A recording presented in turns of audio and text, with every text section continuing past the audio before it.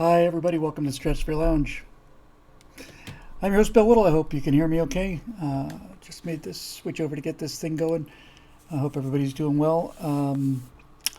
And it's good to be here in this world of illusion. So strange things going on out there, folks.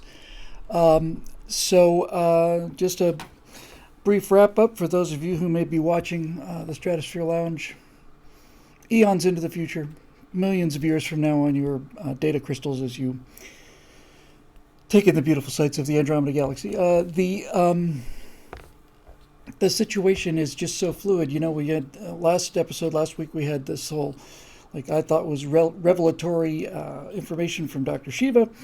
And then I got 4 or 5 emails from people, which very much appreciate, saying, don't go with that information. And then I saw the thing from Stand Up Maths, and he took a look at that. And then I looked at, there's another thing that Shiva did, and so on and so forth, and so on and so forth. So this taught me several things, not that I needed teaching on some of them. First of all is that it is virtually impossible to determine what is going on out there. And so with the information being so... let's just say fluid, then I see Georgia just confirmed that Biden won in Georgia too. The guy who couldn't put 11 people out on a rally at any time during the entire campaign. Yes, Steve, I saw it too, by the way. Thank you. Then he's just won Georgia as well. Apparently, he's getting close to 80 million votes now. The biggest turnout since 1908. Much bigger turnout for Joe Biden than there was for Barack Obama. And so that is, there's sometimes you just have to stand way back and just say, there's just I don't even know what to say, really. It's not even a question of obvious things, but seriously, I mean, you could say that it was obvious that Trump had all the momentum and everybody was just huge numbers of rallies. I've never seen rallies like that for either party. I never saw rallies like that for Obama. And there'd be Kamala Harris and Joe Biden, and they get 11 people in little circles. It doesn't make sense. It just doesn't make sense. The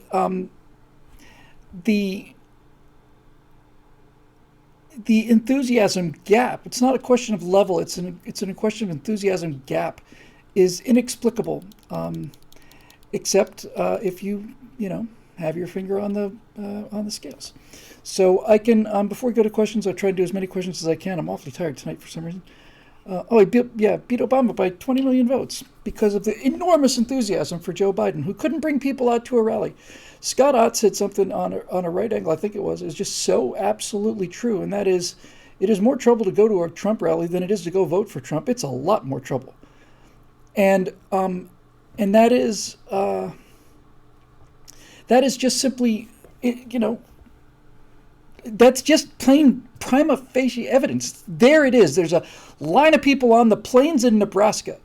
So I'm just going to tell you where this kind of reminds me a little bit now of the whole Stratosphere Lounge early days, where everything was moving so fast, and so I'll tell you what I think happened. I'll just cheat a little bit of the script that I'm just wrapping up now for the next firewall. I was hoping to get it shot yesterday, but the stuff just keeps on coming. But one thing I decided to dive deep on purpose was this. So here's how this goes. Part 2 of the stolen election is called Stoners and Reptiles. And basically it's going to take a look at the recent testimony of Malibu Rasputin and the reptile from Facebook, and some of their statements. But Jack Dorsey at Twitter, when he blocked the post for 2 weeks with the Hunter Biden story, and then blocked you from sharing it and so on, this is the kind of thing that's just kind of fun to do.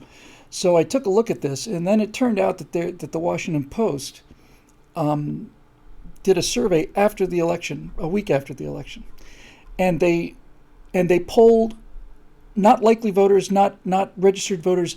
They made this survey specifically limited to people who did vote for Joe Biden. And they asked them as a group, I don't know what the sample size was, but usually these things are around 1,000 or something. So as a sample, as a group, they asked people who voted for Biden, had you heard of the story about the Hunter Biden laptop and all the corruption that leads to? And I think it was 36% of them said they had not heard of it. And then of that number, they asked a second question and said, well, if you hadn't heard of it, would it have influenced your vote?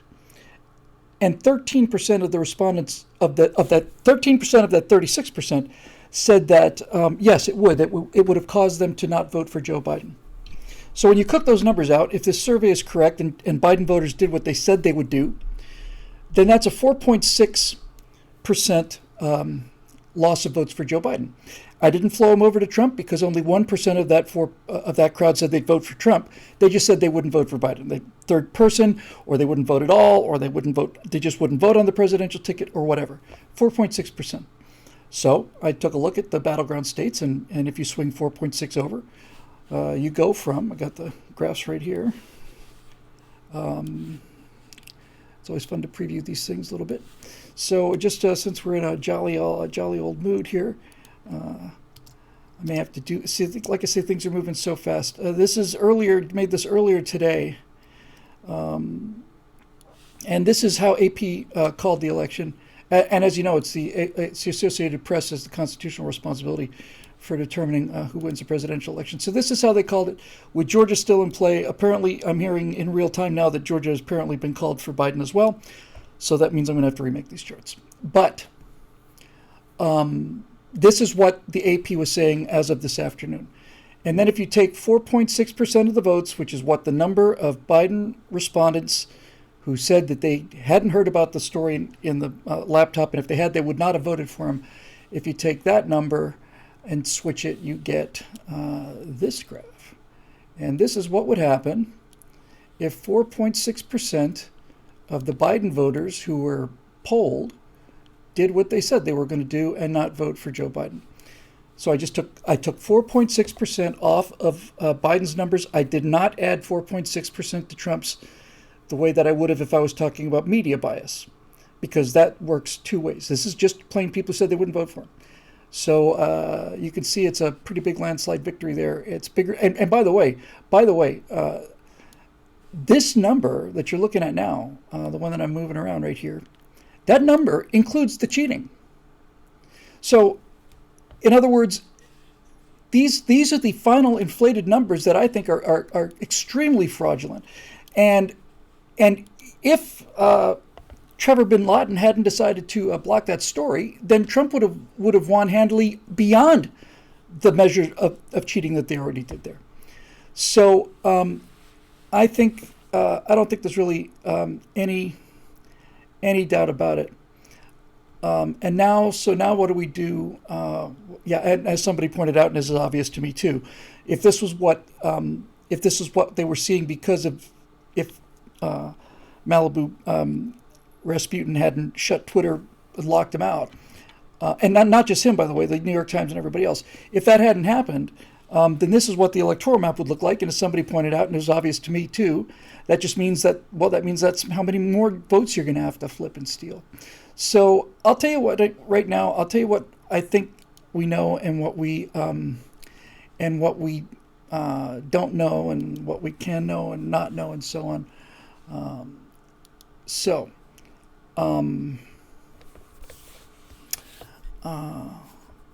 Here's what I think is going on. And this is coming from multiple sources, some of which I have confidence in, others I used to have confidence in and not so much anymore. And then sometimes something else develops that's official and that restores some confidence to some. It's just a real mess.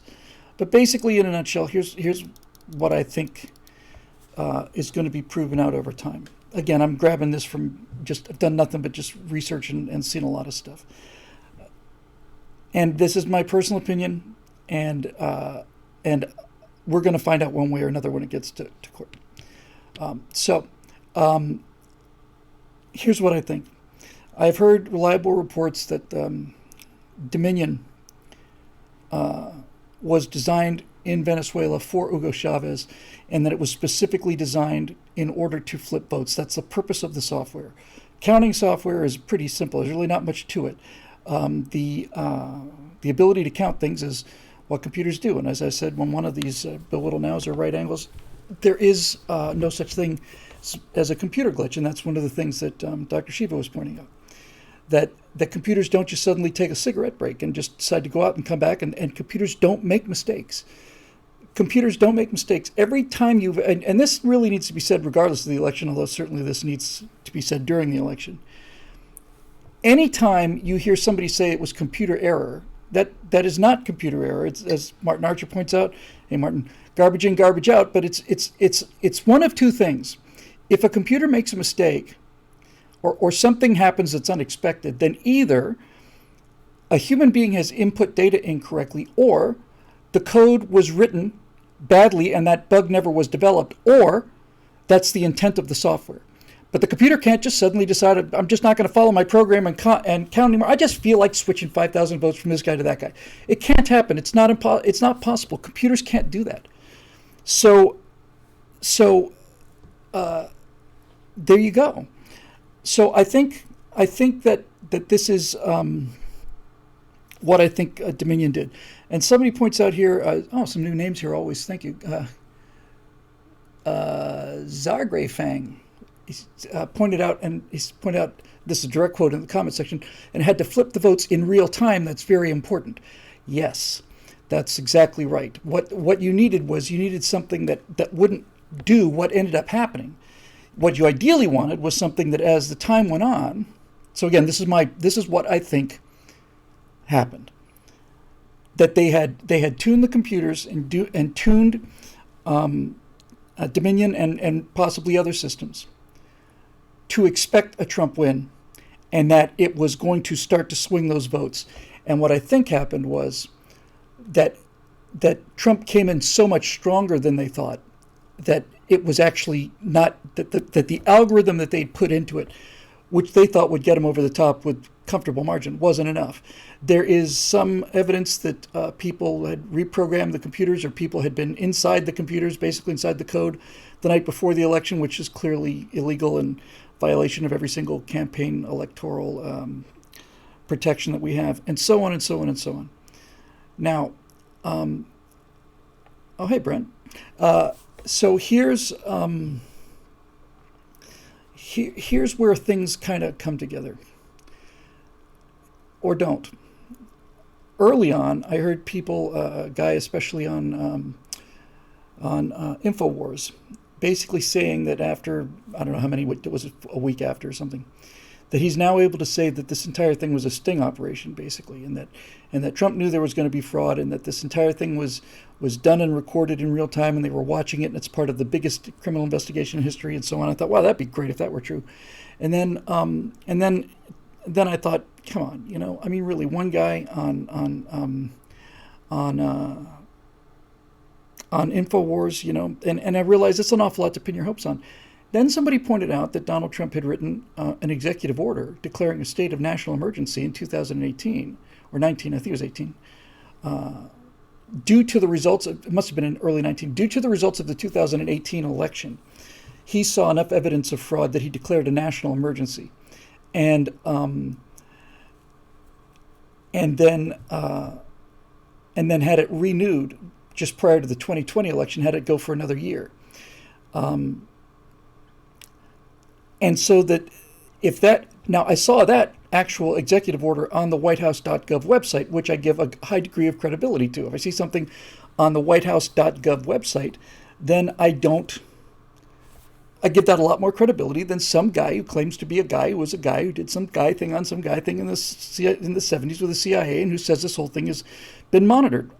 I wanted to believe it, but I didn't. And then I saw this state of emergency. Now that is a powerful piece of evidence indicating that there was, in fact, an awareness of this going on. And I have, as I popped my cork on that episode of Bill Whittle Now, where I found out from Scott that 40 election officials in the cybersecurity department had said that this is the most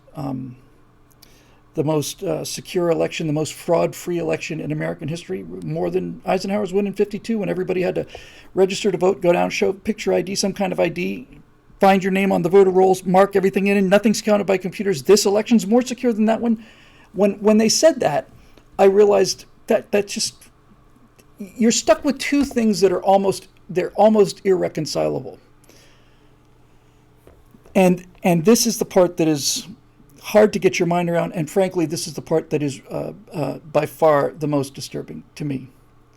Because I expect the Democrats to cheat. They've been cheating forever. I mean, the Confederacy was the Democrats cheating on the agreement that the vote for president is the vote for president. They didn't like the election of Abraham Lincoln, first Republican president, so they just took their football and went home. They've been cheating from the beginning. But put that aside for a minute. What is more disturbing than the Democrats trying to cheat is that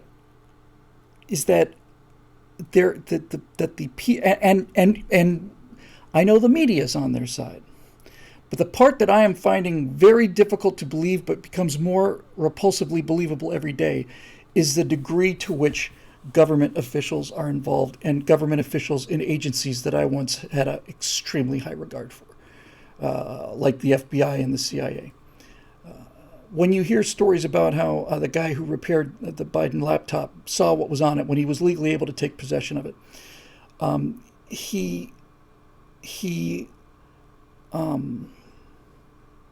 turned it in to the FBI, and did it like a couple times. They basically just told him to go pound sand. Babyface Nelson 12 points out, to be fair, Lincoln won without a single Southern electoral vote. You'll be interested to know, Babyface, that in a couple states, I don't remember which ones, Lincoln did not only not get an electoral vote, he did not get one single popular vote, not as a gag, not as a mistake, nothing. So that's, again, statistically impossible. So this is what they do. So I'm disgusted by the cheating, but I'm not surprised by it. I'm disgusted by the media covering for them, and I'm surprised by the amount of covering for them and the width and the depth of it. I'm surprised it got to Fox, all of that. But the thing that I just have such a hard time believing, but I find no alternative to, is the degree to which government agencies have been complicit in all of this. I mean, James Comey's he's the only example you need. You see him now, and Comey's like, what, 6'6" or something, 6'7". He's a gigantic guy. And he stands there real straight and looks like a Boy Scout, and he's got his tie on, and he's under oath and all this other stuff. And you see him, and he looks like, okay, that's what the FBI director should look like, by God. That's Ephraim Zimbalist Jr. right there, and that's the FBI. And then you see him on Election Day, and he's sitting there with a Biden mug, a Biden T-shirt. He looks like he's 11 years old. He's got this kind of, this crap-eating grin, and I'm like, what? This is who he really is. This is who he really is. Somebody asked me, am I surprised about the number of surrender monkeys among conservatives? Not surprised, and I understand it. And the reason I understand it is because, I morphed into Pajama Boy, you got that right, Tim. The reason I understand it is because we're going to be facing a very, we knew we were going to be facing a mess and a serious situation on this. But here's what I think is coming. I am utterly convinced, but I'm waiting to see the evidence, and then I'll make a judgment based on the evidence. But what has to happen for Trump to be reelected? We'll talk about the mechanics of it, I'll talk about the mechanics first. So, the Constitution has, they've thought of every single thing ever. And so I think we went down this road in 1876. I think it was Rutherford B. Hayes versus Tilden, maybe, something like that. And the cheating was so widespread. By 1876, you're 11 years after the Civil War, and the Democrats were murdering just hundreds of black Republicans at rallies and the Klan and force and intimidation and all that. So my understanding, and I need to get a little more deep into it, is that in the 1876 election, the fraud was so widespread that basically the electors or the courts, I don't know which, had basically said we cannot come to an agreement that we cannot elect a president in the electors. And in that case, the Constitution says, well, if the electors shall not be able to reach an agreement, then they must immediately, and that's an interesting word there in the Constitution. It's not within a week or 10 days. It's immediately, like that day. Then the Constitution says that if the electors cannot come to a decision, and that could happen because one vote or one state's votes were thrown out. If you throw out 3 fraudulent states and neither side has enough to get to 271, that's a way that you don't get to it. It is, I suppose, possible to say the entire election is so compromised that the entire results are thrown out. In any event, there is a mechanism, and it is astonishing in its beauty, and that's the only word for it. It's not just a contingency plan. It's as well thought out as everything else in the Constitution. It's brilliant. So what it says is this. First of all, the mechanism is predicated on the fundamental fact that has been utterly destroyed, and they're doing everything in their power to utterly destroy this fundamental fact. But the election of the president does not happen on November 3rd of 2020. It happens on December 14th. That's when the president's elected. He's elected by the Electoral College. Generally, that's a formality in the sense that the electors represent their states, and once you know the states, off you go. But the president is not elected on November 3rd. He's elected on December 14th. He's elected. The citizens of the state are polled on the first Tuesday of November of every 4 years. And the president is elected on the first Wednesday. He is elected on the Wednesday following the second Monday in December. That's when the president's elected. And so this whole president-elect thing, I'm not going to get into again, did a whole firewall on that and all that jazz. So what does the Constitution say? Well, it does something that I'm not aware of anywhere else in the Constitution. It doesn't hand it to the Senate, which is what you would do in so many of these cases. It doesn't hand it to the Senate with their 6-year terms and their these guys have been in the Senate for 40 years. It does something really, really remarkable. It doesn't give it to the Senate, and it doesn't give it to the House exactly either. It does go to the House, but as far as I know, this is the only time that these rules apply in the House. It goes to the House, and then the House votes on it, but each state gets one vote. So the proportional representation in terms of California getting 55 electoral votes is gone. The chance to do that was back on December 14th, and when the electors met, and that system was failed for whatever reason. So it goes to the House, and the reason it goes to the House is because the House is so much closer to the will of the people. People talk about flipping the House. You can flush the entire 435 of them out the door. Every 2 years, you could have an entirely different House of Representatives every single 2-year election. And so they said that, okay, let's get it as close to the people as we can. The House of Representatives is going to be the closest point of reference to the American people's will because it is the shortest time between elections. It's going to be the closest to the mood of the country. But since the president is elected by the states, we're going to go to the House, and then we're going to have each state in the House of Representatives have one vote. And if that's the case, then things are looking good for Donald Trump. So what does he have to do? What has to happen? And what do we have to do? For Trump to be reelected, and by the way, the more they pile on president-elect, the more they talk about transition teams and Biden's appointee to this, and the Guardian called the election for Joe Biden. They're all in. Everybody's all in on this one. So what has to happen, I think, is that Trump's legal team has to provide not compelling evidence, overwhelming evidence. It has to be overwhelming. To do something of this magnitude has to be overwhelming evidence. It can't just be, I think that's reasonable doubt. It's got to be overwhelming evidence. But if overwhelming evidence is in fact the case, then all of a sudden it becomes clear why the Democrats fought as nasty as they did over the Supreme Court. I thought they just did it in order to continue to legislate from the bench, and undoubtedly that was it. That's all I ever saw it as being, is their ability to continue to legislate from the bench and block conservative legislation. But looking back on it now, it seems to me that one of the reasons that they're so terrified about losing the majority on the Supreme Court is they knew from 2016 that this was going to be the result in 2020, that there was going to be overwhelming voter fraud if necessary in 2020. And once they realized that they didn't have the majority on the court anymore, then all of a sudden, once it's clear that they don't have when ACB was sworn into the court, that was when Nancy Pelosi started saying, no, you know what, voting early is not a good idea. Come out on election day.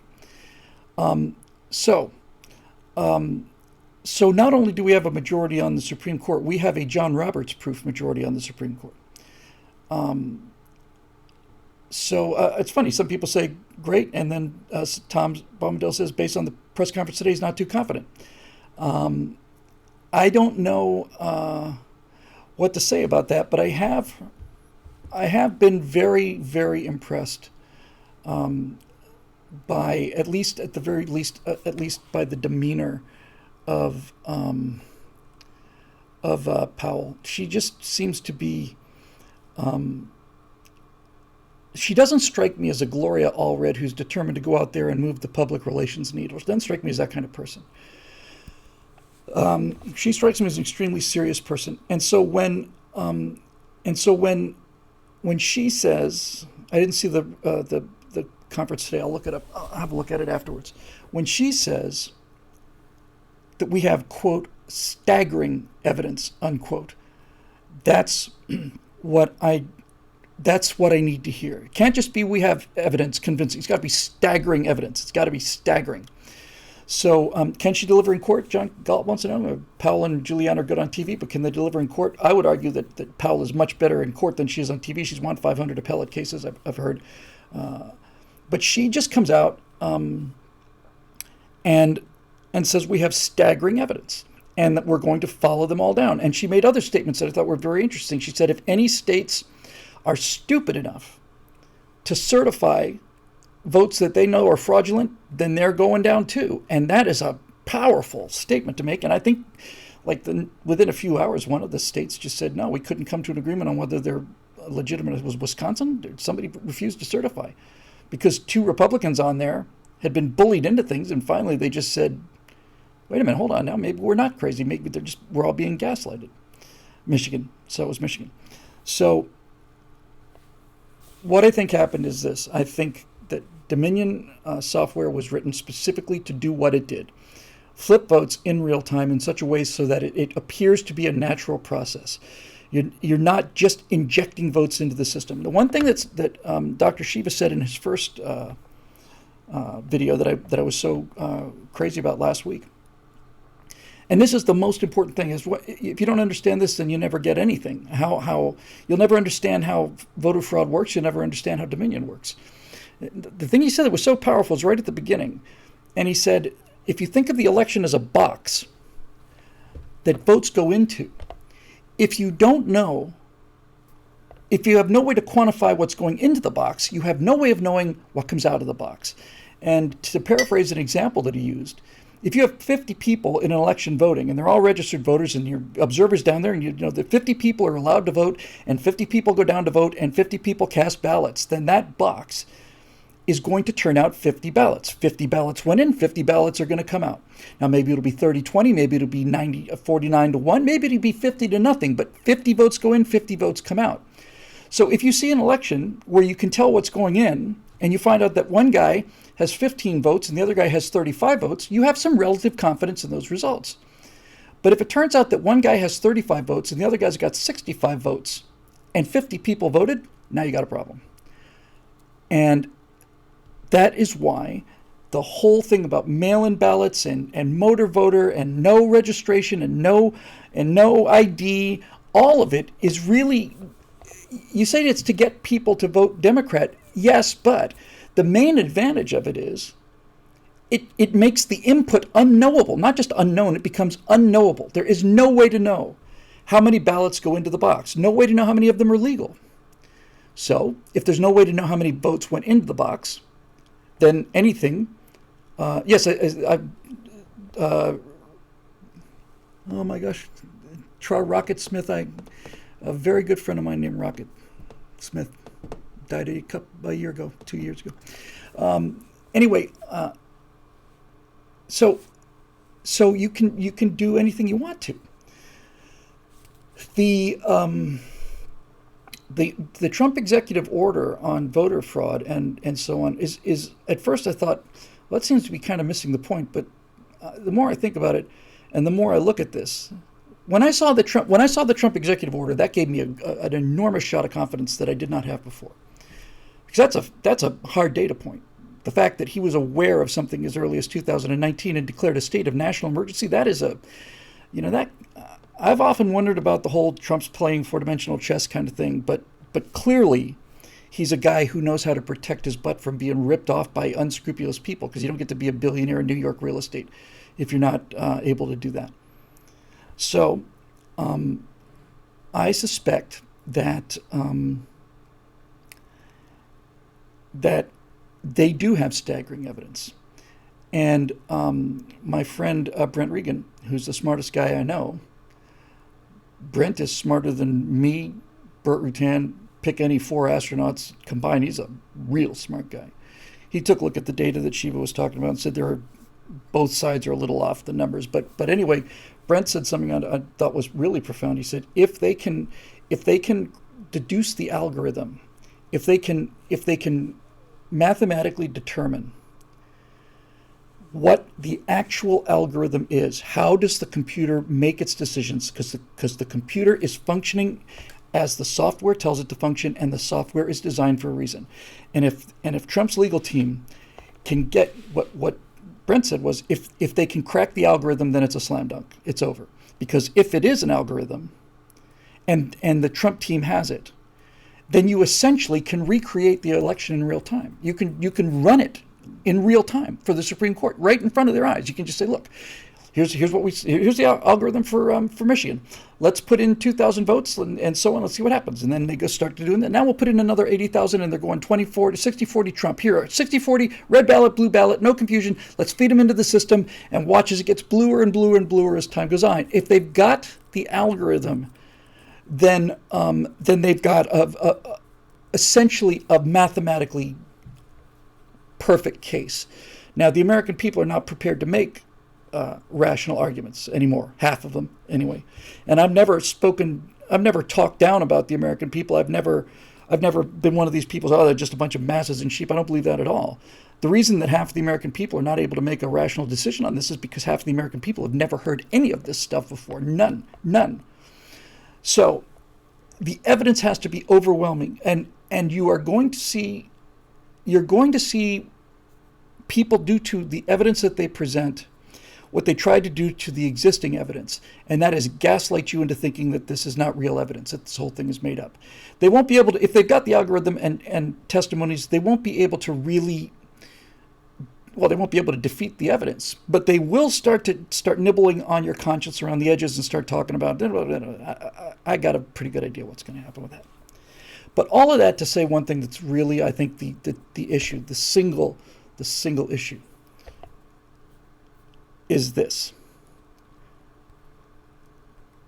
Conservatives and Trump supporters are going to back Trump, but I'm a Trump supporter. And if I did not think there was a legal way for him to be in the White House for a second term, I just couldn't support that. I'd have no ground to stand on. So, what I think the key issue is going to be is this. Is there going to be enough evidence not only to convince the Supreme Court, but will this evidence be convincing enough for the half of the country, or more than half of the country, that voted for Trump to weather the social barrage that's going to be coming if that's indeed what happens? That's what it's going to come down to. Because the world is going to howl. And they've been prepping this battle space for 4 years. Trump will refuse to leave office, and a dictator and all this other stuff. Well, if this thing goes the way I think it's going to go, that they do have overwhelming evidence, and that the overwhelming evidence will void the election results from several states, if not the entire election, and that the Constitution will be followed to the letter, and that it will then go to the House of Representatives. Each state will get one vote. Donald Trump will be reelected under that system. The first thing I have to say is thank God for 1876, because the fact that the law is written down not only doesn't mean anything to progressives, it's irrelevant to progressives. It doesn't matter. One of the things we've watched is watch them change election laws at the last minute, illegally change the laws, illegally. Just we've decided we want to do this because it looks like it's going to be better for us, so they just do it. So the fact that it's happened before is a powerful psychological lever that we can use against this oncoming media onslaught. We can say, and conservatives need this, because if we don't have this, then it's over. It's Biden. You might have 10%, 20% of Trump voters who are willing to say that he should stay in office because they believe there's cheating, despite what the law of the Constitution says. But you're not going to get much more than that. So, if the evidence is overwhelming, and I believe it could be, and if this is the operative sentence, if the law as outlined in the U.S. Constitution is followed to the letter, and that results in Donald Trump's reelection, then conservatives will back him, and we will fight to keep him in office, because then the law's on our side, and the evidence is on our side. If there wasn't any significant evidence, we wouldn't have to come to this. That's when you have to fight. That's the hill you have to die on right there. If the Supreme Court finds overwhelming evidence, throws out some or all of the election results, goes to the House according to the Constitution, and constitutionally Donald Trump is reelected, that is where we stand on that hill, or else we never stand on a hill again ever. There are no more hills after that. That's where we got to rally. And there it is. Tim Moore says, what about the down ballot races? Well, I don't know. They'll undoubtedly show whether or not the algorithms applied to down ballot races, and I don't know. I don't know about that. But in any event, this is what it's going to turn on. If one of those two things doesn't happen, then Trump will have no support at all, except for hardcore Trump fans, and I think his reelection is the most critical thing ever. I just cannot see myself supporting a president who decides to remain in office without the legal justification for it. Even though I know they stole it, I'm as conflicted as anybody on this. I don't know what to say, but I can't do that. I just can't. I don't think I can do that. So what I need, and I think probably what you need, are those two things. You need overwhelming evidence that you can have confidence in, and that is portrayed in a court of law. That's number one. And number two, we'll get to that question in a minute there, Bendingen. And number two, if the evidence is overwhelming, the Constitution has to be followed to the letter. And if that happens, then he's reelected, and the rest of them can go and pound sand. If they want to burn their own cities down, that's their business. Now, the nice thing about that is that's all lawful. The laws have been they were written. The law that gives the president the authority to be president also clearly states what happens in a case like this. But in the live comment stream, we're seeing a lot of things and questions like, yeah, but will that be enough for the left? And the answer is no, but it will never be enough for the left, ever. Anything that if they cheat to the degree that they cheated here and went all in, they cannot surrender this. They cannot. They will never surrender this, ever. And they can't, because this is their last chance. This is their last chance. If Trump is reelected legally, then I think we will see. I am disgusted, appalled, and shocked at the number of high-level government people who are involved with this thing in the FBI and in the cybersecurity branch. Those 40 traitors that signed that thing. I mean, if I was convinced 100% there was no voter fraud in this country, and I'd seen the evidence for no voter fraud, I still would never sign a document that says this is the most secure election in American history. I just never would have said that. So they're all in. And by the way, when I say this is it, this is it. I don't know how to mitigate this, so people are just watching the show to watch the show. So I'll just tell you what it looks like to me. Trump is either going to be reelected constitutionally or not. If he is, it will be because there is overwhelming rational evidence and gone to the Supreme Court and followed the Constitution. If that happens, the head of Homeland Security and all the rest of these clowns are out of there. And then you have at least 2 years to genuinely clean house. And I mean, we've been talking about draining the swamp, and we keep seeing all these top people are corrupted. But when you get down to how many people in the FBI would do things like not respond to the Hunter Biden thing, and no. So I like to believe that there are still enough patriotic Americans in the intelligence services, but I haven't seen them, and that makes my blood run cold. I didn't see him after the Hillary Clinton email scandal. I didn't see him since then. I haven't seen him during this election. I cannot believe that the FBI and the CIA are composed 100% of people who are bought out by the Chinese Communist Party. I don't believe it. And I don't know why I'm not seeing them. And maybe we'll see them on the day that evidence comes to pass. Tim Morris, USA, says they haven't been hiring patriotic Americans for intelligence services in 14 years.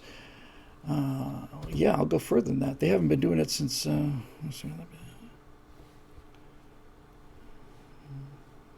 28 years, right? Since Bill Clinton was elected. Yeah. So it's just gotten worse and worse and worse.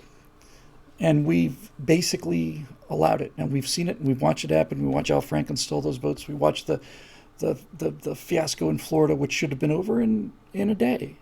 Mechanical vote, Bush wins. You get a recount? Yes, close enough. Run them again. Mechanical vote, Bush wins. Period. Over. I don't know what to say about the FBI. I mean, and the thing that's so unbelievable about it is that the people that they've lost the people that supported the FBI. I mean, conservatives backed law enforcement, we were the guys who liked the FBI because they were rooting out communists. It's the left that always hated the FBI. And if they've gone to the left, then what do you say? And, my wife is from Russia, as all of you know, and she is much more suspicious about things than I am. She's got a very cynical, what's the money behind it view on just about everything, from veterinarians all the way down to, milk. And that's a result of growing up in the Soviet Union and then in the turmoil after the Soviet Union. I think she is more cynical than she should be. And I also know that I am far, far more idealistic than I should be. And I'm not nearly cynical enough. I'm not nearly suspicious enough.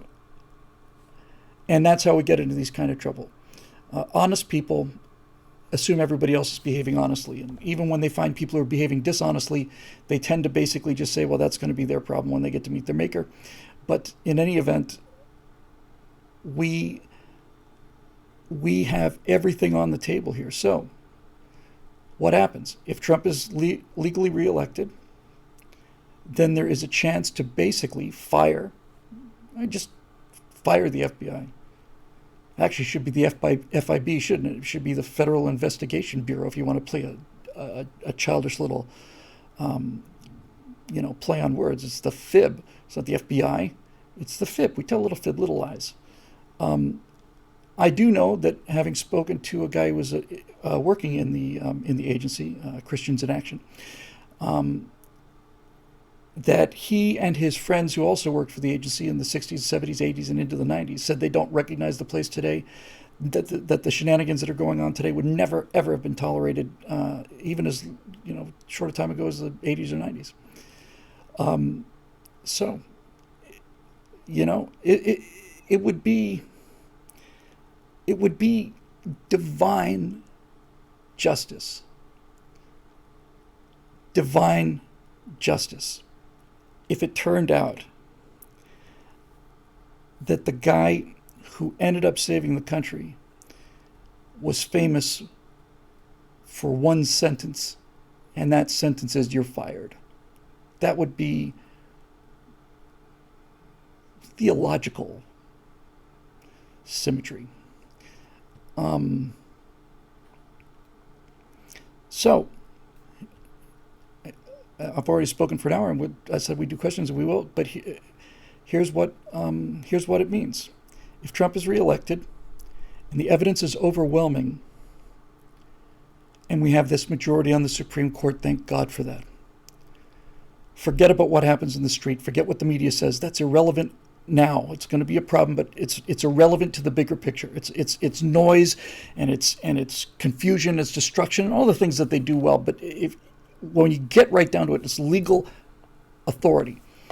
If this happens, and he goes to the House and he's reelected legally,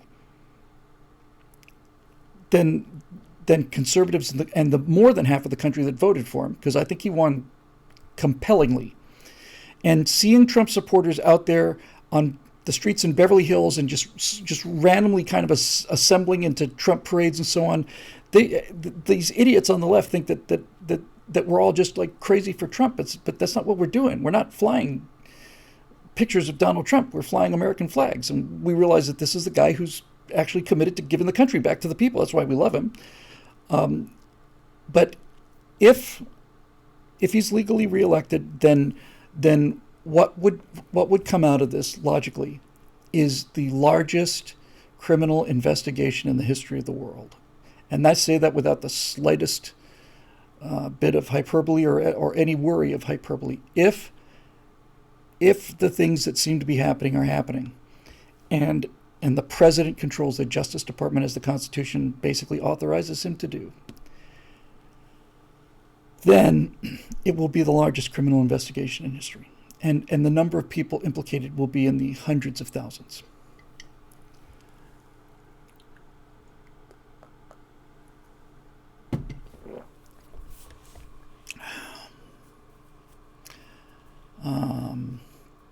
And I think what you do to lessen the caseload is you accept, you basically, you trade the low-level people for the high-level people. So any kind of organization period is pyramidal, right? I mean, there's always going to be more office workers in cubicles than there are CEOs of the company. So you start at the bottom. Everybody you can come forward. You basically put them in a room. You sit them down like you've seen on TV 1,000 times, and say to them, "You are going to federal prison for 15 years for election fraud. And if you testify against the people who gave you the instructions to do this, then we will let you off with a suspended sentence." I'm willing to let those people go. I'm not happy about it.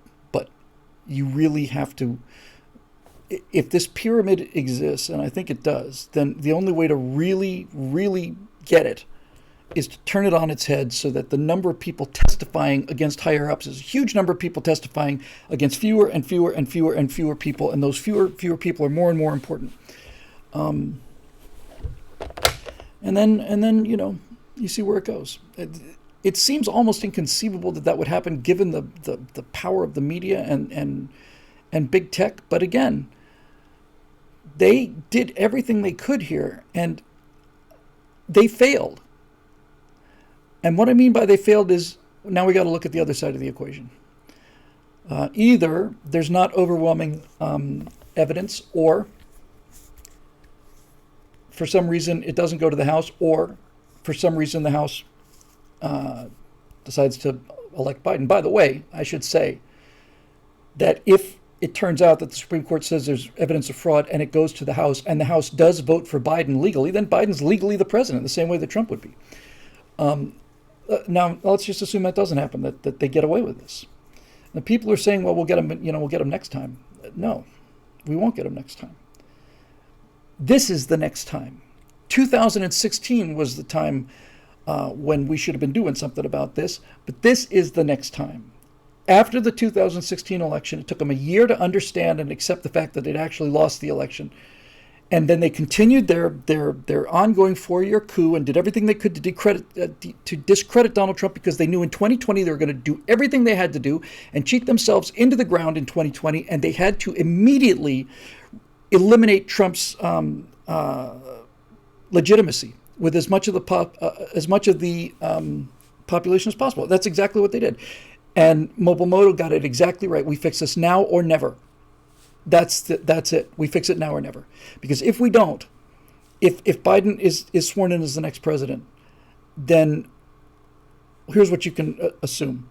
All of the tech giants who are actually starting to really get grilled, really getting some sweat on them, you know, reptilian Zuckerberg and Trevor bin Laden with Twitter, and they're just small potatoes. Google's the one that really needs to go down. But those people will not only get away with it, they'll be rewarded, and they'll also realize that, okay, it works. So what? So half of the country, the conservatives, got all huffy. What did they do? They got their guns, and they constantly talking about how they're going to defend the republic, but they didn't do anything. They went down to the range and shot some rounds down range and bought more ammo and put up their Gadsden flags, and that's all that happened. So to hell with them. We stole the election, and we got away with it.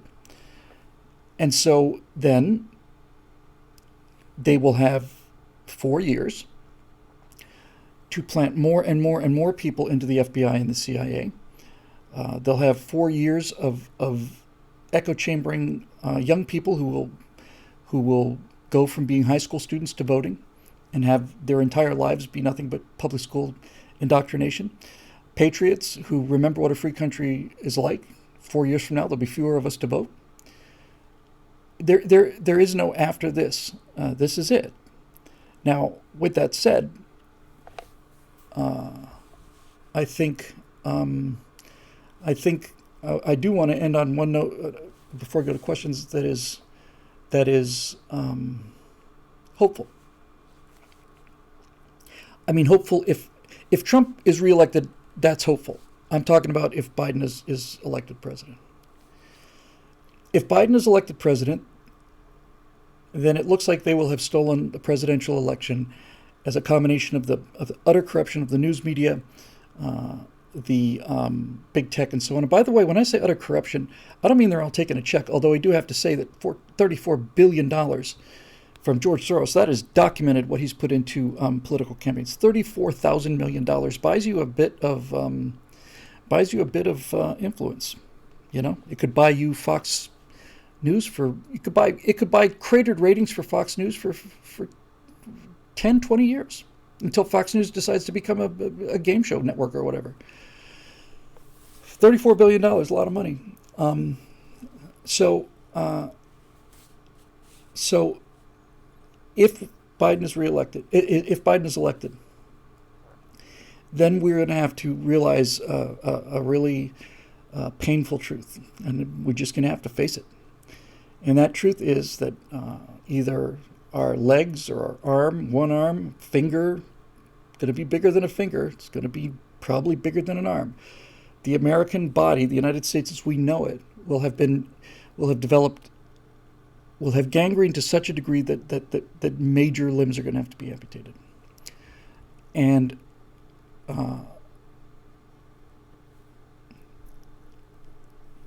that's something that we're going to have to face. We shouldn't get too much into it before then, but since I like to think ahead, the good news is that even if Biden says he can't be elected, he can be inaugurated, he could be elected president by the electors on the 14th of December. In any event, if Biden becomes the next guy to be sworn in on January 20th, then what we will have is this. We will have overwhelming control of the media in the hands of socialists and Communist Party officials and so on. The government, as we understand it, the federal government, will be gone. The military won't be gone, but the military will act on legitimate orders from the civilian leadership. And at the very least, that's going to mean big defense cuts, But in any event, the the the soldiers, the patriots, are out there, and they're not gonna abandon us. Excuse me 1 second. This is the special ring. Hey, honey, what's up? Hi, Dylan. We just finished photo shoot. I'm live on the Stratosphere Lounge. Oh, God. Sorry. No worries. I'll call you when we're over. Yeah. All right. Love you very Say much, hello sweetie. to everyone. She says say hello to everybody.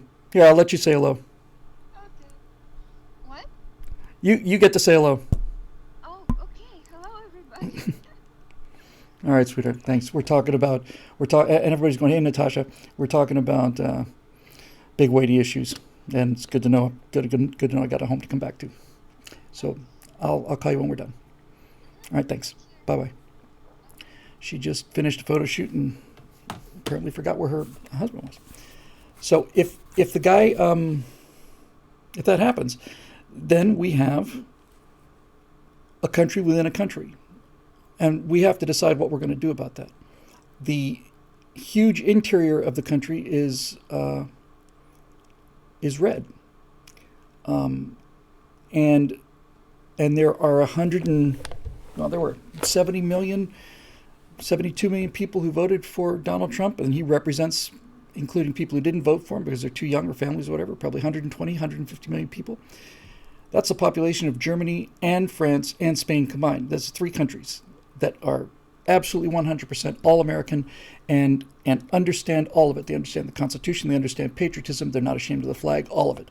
There is a country within a country. We are there. People are saying, well, we're worried about a shooting war, civil war. I honest to God, I have to tell you, I do not see that happening. I see major unrest in American cities if Trump is legitimately reelected, but I do not see American citizens firing on each other. Unlike the Civil War, where you had a pretty clearly defined line, you know, these states are the South and these states are the North. The things all mixed up, and it's not even that. It's not even that.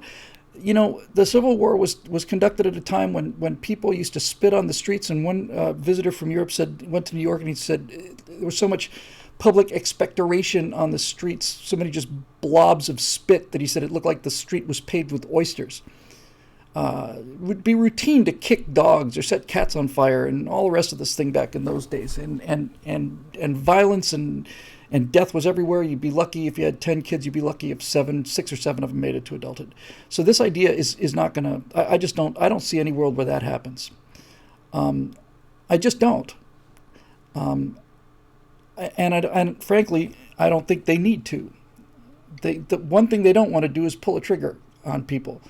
They tried to goad Trump into doing it with the George Floyd riots. They tried real hard to get Trump to go in there with federal troops, and then somebody would fire at the federal troops out of the darkness, and they would edit that shot out, and then the next thing you know, they returned fire, and now you got dead people on the streets, and then you got what the media needs. So if it turns out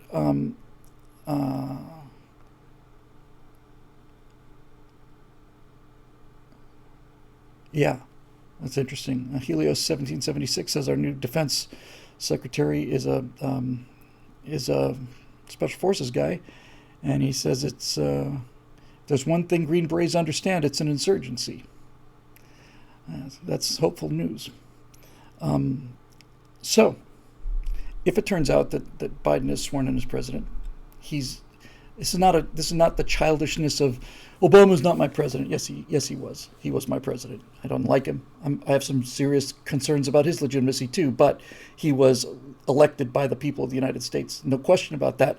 And so I'm a citizen of the United States. He's my president. We're not talking about that now. We're not talking about Biden's not my president. We're talking about Biden is not the president. And if you just roll over for this one, then there's not going to be another one. The 2016 election was an abnormality that they did not foresee, and they've spent the last 4 years preparing, not only for what happened on the night of November 3rd, but they've spent the last 4 years preparing for what's going to happen on December 14th. So that's that. If they pull it off, then Red America has to retreat. And when I say retreat, that's probably not the word I'm looking for. Concentrate is a better word. We need, and it's not even regroup, because regroup sounds passive. I'm not talking about passive. I'm talking about concentration of forces. You know, we just have to basically do business amongst ourselves and cut them off. And the only problem that I cannot solve, and I do not know how to solve this. By the way, this is a great point. Dave Wellman says, could they have done this without the coronavirus? No, they could not have done it without the coronavirus. I don't think they could have done it, which makes you ask some other interesting questions. But if it turns out this is happening, it's just me thinking ahead, then you would have to, I think, geographically concentrate in the red states as much as possible. California, Oregon, Washington, lost cause. Why would you live here? I know people are asking me that all the time. But if that's the case, then you and your business and your votes and your tax dollars have to go to red states, and then you concentrate, and then you use the tattered remnants of what's left of the Constitution to build an umbrella at the state level and protect yourself from the federal government as much as you possibly could. But the problem that I can't solve, and the only problem is, how do you stop the California virus? I don't know the answer to that. I don't know how you do that legally. How do you stop the California virus? I don't know. In other words, how do you stop Californians from screwing up California so badly and having the largest population in the country? And once they've screwed up California so badly, they go to Texas, which is in itself not awful, but then they go to Texas and they vote like Californians in Texas. How do you stop that? I don't know. I know what I'd be willing to do, but I don't know how you do it. I don't know legally how you stop people from moving from California into Texas. I don't know how you stop that. I don't. I know what I'd be willing to do to stop it if it were up to me. If there was a mechanism for that, I would say, okay, fair enough. I'm from California. Yep. If you let me live in Texas, I will never vote again. What? Yeah. Why should you trust me with a vote? Having lived here for that many years. If you let me live in Texas, I'll never vote again in Texas. Period. I'm willing to give the vote up in order to live in a free country. And how do you enforce that? Because if you did that, and you say, well, geez, Bill, you're a conservative, and you would get an exemption. No exemptions. No exemptions. That's just the way it goes. I put my future and faith in the hands of Texans, or Red America, whatever the case may be. I don't know how to do that, but that doesn't mean it can't be done. That's the only part that's hard. Stopping the California virus from infecting Red America as Blue America burns and collapses, because that's what's going to happen to Blue America. As the entrepreneurs and the hard workers and the engineers all leave blue states and go to turn red states redder, and if the entire blue model is to tax the producers out of the state and then encourage street riots to maintain political power, well, we're seeing it in front of our eyes right now. That's what's happening. The coasts are vacating. New York City is being abandoned. New York City is being abandoned by New Yorkers, who will then go to Pennsylvania and Virginia and vote like New Yorkers. I don't know how to solve this problem. I don't, legally. But as for me, speaking for myself, I would be more than willing to make that agreement. I almost be tempted to play my get out of jail free card, which is my fact that I'm already an honorary citizen of Texas. I've got the document to prove it. But in any event, I'm serious as I could be. I would be willing to trade that. Absolutely would be willing to trade that if that would stop the problem. All the rest of the stuff's actually pretty easy. Educating our kids to not hate the country, that's easy. Football games, respect for the law, they can have the protesters, we'll take the police. All of it's easy. That's all easy. The only part that's not easy is stopping stopping progressives from ruining a place and then going to a place that's not ruined and ruining that place. I don't know how to solve that problem. I don't. It's the problem, though. It's the problem. So there you go. Now, DCG 44 is thinking like a special forces guy. And then I'll go to questions. So third time's a charm. He says, send conservatives to blue states to dilute their votes. It would be interesting. I actually really like that idea a lot. And the reason I like that idea is because I like being on offense. I don't like playing defense. I'm tired of constantly being on defense. If you had enough conservatives move to California, California would be red. That's a thought, isn't it? I wonder, somebody should do the math on this. You know, it'd be really interesting to do the math. I mean, if you really were serious now, if you realize that this is what we have, is that now this is the term I think we should be using. If we end up with a cold civil war, meaning a civil war, ideological war, internally, that's not a shooting war, then I would be very curious to know. Here's my question. If you look at the number of people, it's just a mathematical question, it's a philosophical question. But I'm curious. Are there enough people in reliably red states? I'm talking about places like, the whole red Oklahoma. I'm just curious.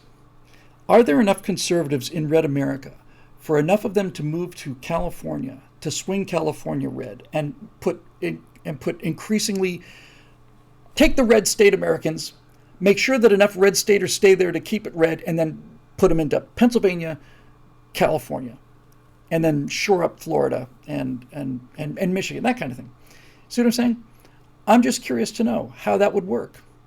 And when you look, when you get right down to it, guys, ultimately, the reason that this got to this state is because we've not only ignored the pop culture, but we've also ignored the local level. The reason they can get away with voter fraud is because the people who run the elections agree to it. And that means the only way to retake California would be to have enough conservatives in there to win the votes on school boards, win the votes on election boards, all of it. Just go in from the ground level and just take it over. So we'll cross that bridge when we come to it. I think Dave Wellman says, I'm not leaving Tennessee. No how, no way. I don't blame you, Dave. A lot of people are heading your way. A lot of people. In fact, I know a bunch of good people who are already there, just down the street. Now they're gone. So in any event, these are just ideas. They're philosophical ideas, but somebody's got to be doing the philosophy and looking ahead and thinking about what we're going to do. But I'll tell you this. America is not going to go away. America's an idea. I mentioned this on that Election Day video. A lot of people thought I was being defeatist, but I could see this kind of thing coming. And I still think Trump's going to be reelected. But we have to start thinking in terms of triage now. We have to start thinking like a doctor. And you have to start saying to yourself, okay, your both of your legs, a significant part is both your legs are gangrenous, and they're going to have to go off well above the knee. Either accept that or die of blood poisoning. Those are your choices now, and I know they're not attractive choices, but those are the two choices. You either amputate the legs or the gangrene kills you. Which one do you want to do? You got to think fast. In that case, I'll take the amputation. And if that means cutting loose the coasts, that's fine. And the most important thing here is this. And I keep coming back to this. And that is the what if I'm wrong? What if we're wrong? What if we're wrong? What if this whole thing is outdated? What if it really is outdated? What if we're wrong? What if they're right? What if this is not only what the future is going to be, but what if it's a better future? How do we know? Well, the way I know is because where progressives take power, there's nothing but homelessness and burning buildings and shut down economies and people wearing masks and young people going to their senior proms, dancing with their arms behind each other so the two partners are facing away. I saw that. It was the most ridiculous, offensive, heartbreaking thing I'd ever saw. I know that blue schools are the worst schools in the world. I know that the blue economy is essentially predicated on printing money and stealing it from people. And if you chase every single businessman out of the state, then that doesn't matter. You just raise the taxes on the rest of them. The blue model doesn't work. And the reason that I am convinced that America will not only survive but eventually get the whole country back, it's going to take 20 years, 30 years, is because if we concentrate our forces and maintain our honesty, our courage, our dignity, our fair play, if we can protect those values in the middle of the country, then as the middle of the country gets redder, it gets healthier. As the coasts get bluer, they get more and more diseased. And these cities start to fall apart. And then you come to the California problem. If we can do that, we'll do it. But we're never losing America. We're just losing the government, conceivably. And if that happens, then, well, I have a line in the firewall. I said I'm going to provide all of these things that journalists don't do. Being called a Nazi and a fascist comes with the job, but I'll be damned if anybody's ever going to call me a journalist. Anyway, so let's see what's going on Facebook. Interesting times. And I will stick it out. I was going to come back and finish this firewall tonight, but I'm just too tired. I'll do it first thing in the morning. Okay, Dave got a question about Wonder Woman, and I'm going to skip that, Dave. I'm sorry. I'm going to stay with a straight. I'm going to stay with a straight kind of thing here. Politics is between now and December 14th, or really January 20th. Maybe we'll do an entertainment show or something. Maybe even next week, just to change the channel. But after ranting for 90 minutes, I'm going to stay with the politics on this one. So Merlin, hey Merlin, how are you, buddy? I recently I'm sorry about that. Merlin, I'll get to that next time. I was looking at Martin Archer's question. Here we go. Trumpism should replace conservatism. Yeah. Trumpism is actively fighting back against the left. It's what is needed now that the left has gone so extreme. Conservatism works too slowly and ineffectively against the hydra of leftist culture and power. Thoughts? Yes. My thoughts are I 100% agree. When you're dealing with people who fight as dirty as this and have fought as dirty for this for as long as they have, with the kind of financial resources that they have and the ability to gaslight the entire country perpetually, I mean, the Hunter Biden laptop story is the Rubicon. Not only did Twitter block access to it, not only did Twitter block the post, but Twitter blocked your ability to share the link with other people on Twitter. The New York Times didn't cover it, ABC, CBS, none of them. They didn't cover it. They buried it. And there's a quote out there somewhere that's saying that there was more online buzz about the Hunter Biden laptop scandal than there was the Hillary Clinton email scandal at a time just before the election. But the guy said, but somehow or another, it didn't manage to spill over into the mainstream. Well, no kidding. The Hunter Biden laptop is the irrefutable proof that we live in a culture that is dominated by the news suppression business. And the New York Times and CNN and all the rest of them those are the enemy, because they are the ones that have empowered this. If we had a free press, none of this would happen. Advocacy journalism is the enemy, and I think reporters should be treated with the kind of disdain that actors were treated with for most of human history, which is you just look at them as unreliable lowlifes. I'm not in favor at all, under any circumstances, of things like throwing water in people's faces at restaurants or any of that stuff. We're not savages like the rest of these people. But I do think that if this ends up happening, we are going to make it pretty clear at this point forward that more than half of the country considers journalists not only to be not prestigious people, but to be just essentially open traitors and the lowest of the low. People with no integrity whatsoever, none. This corruption is not just financial corruption, although there's a lot of that. It's not just ideological corruption. See, they don't think that they're corrupt.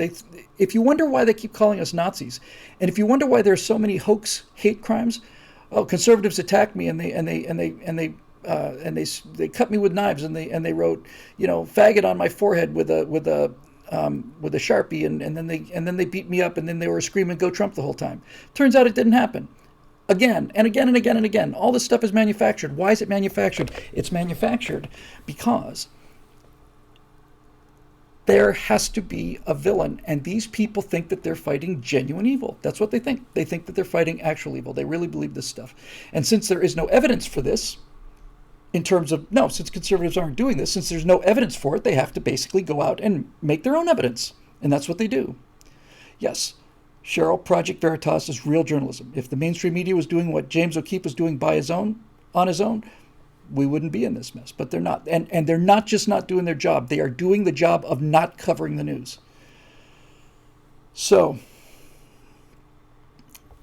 if this divorce happens, I would rather have the engineers than the actors. I'd rather have the military than the celebrities, and I'd rather have the police than the protesters. And the education issue and the American values issue is the easiest problem to solve.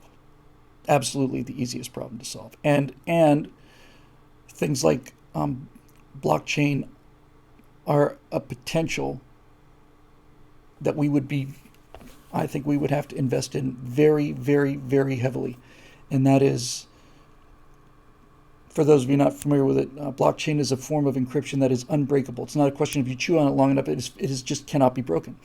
And it is possible to build an entire internet that runs on blockchain where Google no longer has access to any of your information. They cannot access it.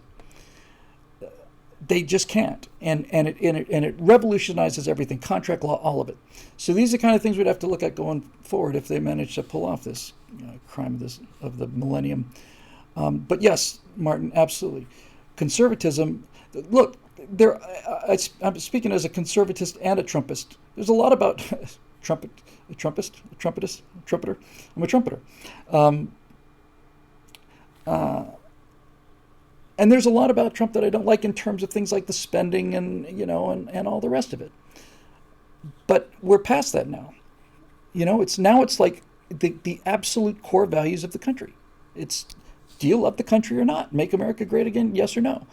And if this divorce does happen, we're taking the flag, and we're not going to get any argument about that. We're taking the flag and the Constitution. They hate them both, so no, you don't get that. So anyway, let's see what else we got. I'll just deal with this one very quickly. Vince D says, as a fellow pilot, what's your take on the FAA's recertification of the Boeing 737, 800, 900? I, for one, am glad to see it getting back into service. I am too, but there are no airplanes in the sky. The thing that is most continuously depressing to me is that I know the airspace over Los Angeles very, very well. And yes, blockchain is completely decentralized. There is no central blockchain. Sorry, I'm reacting to the comments. It's the answer. We just have to implement it. Back to the 737 thing. It's a great airplane, and that airplane got into the trouble it got into because Boeing engineers tried to do something about the fact that the third world was giving airline captains the left seat with 800 hours of training, and all of it, just do this if this happens. So I'm glad it's back in the air, but as I was saying, I know LA airspace, and there are no airplanes in the sky right now. There just aren't. They aren't there, Vince. I'm looking, and I see nothing. I don't see 10% of what we used to see. So, yes, I'm glad that airplane gets back. Now the trick will be, can we put people into it? And that's another reason about this whole divorce thing. Red America would understand the COVID numbers because Red America is capable of, because Red America is not a bunch of sniveling cowards. That's the reason. And so we would look at COVID as it exists, and we would say, okay, this is a significant risk to people who have advanced age or respiratory trouble, heart trouble. But for most of us, it's anywhere from no symptoms to very bad flu. But if the President of the United States could man it out, then I probably could too. And so we keep flying in Red America. In Red America, we keep flying. In Blue America, they're shut down, and they stay shut down. My wife woke me up this morning with something that she had from a Russian blogger that said that California was going into a 3-week lockdown starting now. That turned out not to be the case. I Googled it, and they said that they are talking about it. It's under serious discussion right now. And Biden virtually campaigned on a 3-week national shutdown. And I heard today that that Texas and Florida governors said that we're not shutting down again, no matter what the federal government says. And I just wanted to go, my God. Yeah. So, yeah, 14 days to flatten the curve, right, Dave? Yeah. 14 years to flatten the curve. By the way, anecdotal evidence is valuable to the degree that it's on-the-ground evidence. But our operations manager has a good friend who's a nurse, and she asked her what the situation in hospitals are right now. She said the hospital is deserted. There are 2 or 3 patients on a floor. We've had to lay off most of the staff. We've never seen fewer people in the hospitals than we have right now. And all of those small businesses that we've lost, as Tim Morris said, I mean, this business has been on the edge. We got an enormous boost. And some of you are here now, and those of you who are new members, bless you and we're welcome. Really got us out of the weeds. But I hope that any people that had restaurants in California that are shut down could open a restaurant in Kentucky or something. In any event, that's that. So yeah, it's the planes are not in the sky. Well, we kind of talked about this, but it's a specific point. Charles Tomes, Sidney Powell's on fire today, blasting away at the press. Will we see any consequences for election fraud committed, or will it just disappear like Hillary admitting to felonies in a hearing?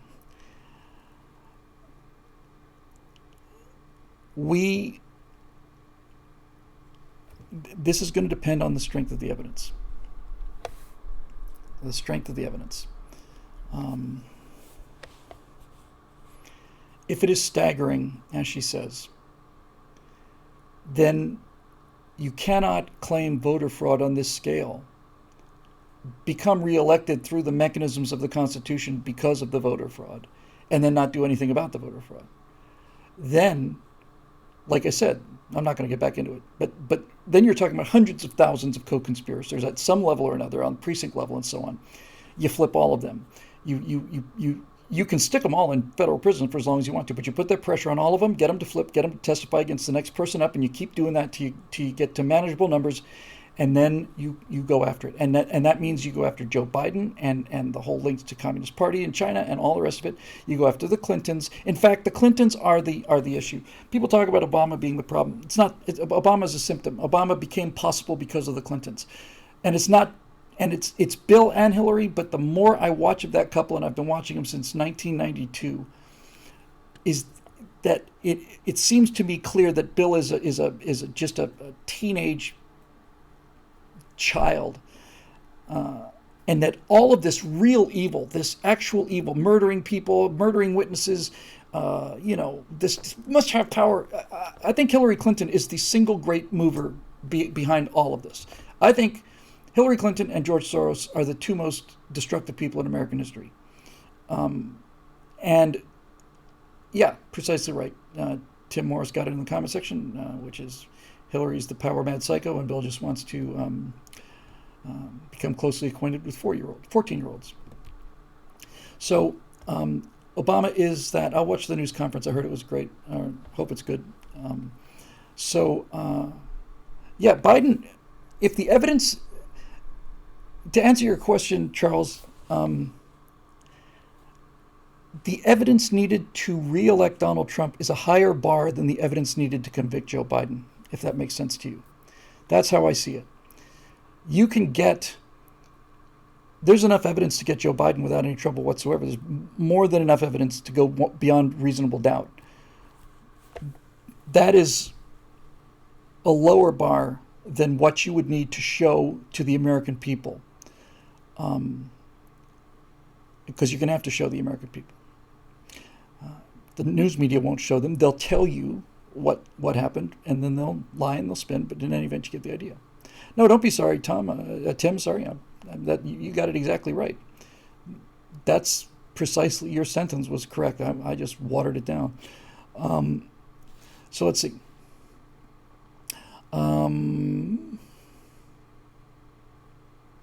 Yes, so you if you're going to have this kind of voter fraud, you either prosecute or you get it again in 4 years. We are going to have to clean this thing out. And when I said amputate the limbs and somebody said we're going to fight for the legs, look, we're fighting for the legs now. Now we're fighting to keep the legs. If Trump is reelected, you got a chance to keep the legs. If he's not, then they're gone. It's going to be worse in 4 years, much worse. So, and Tim says again, it's like reacting to the comment stream, but it's like nobody's going to go to jail for this. Well, if nobody goes to jail for this, then the Republic is lost. The reason that they got away with it is that the Republic lost. I think it was Trey Gowdy who said, you don't have to prove. I mean, just a couple days ago, he basically said you don't have to prove that they cheated enough to win. You just have to prove that they cheated.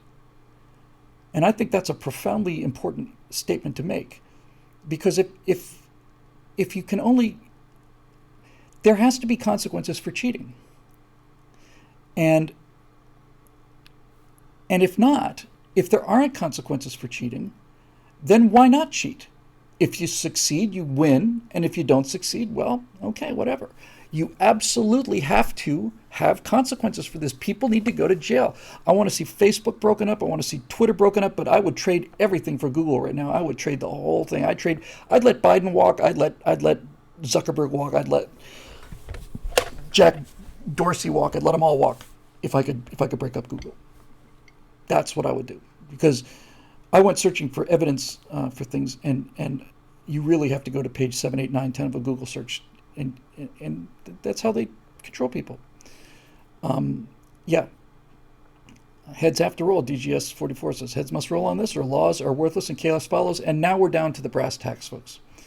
And this is what we're going to be facing on December 14th and over the wonderful holiday season coming.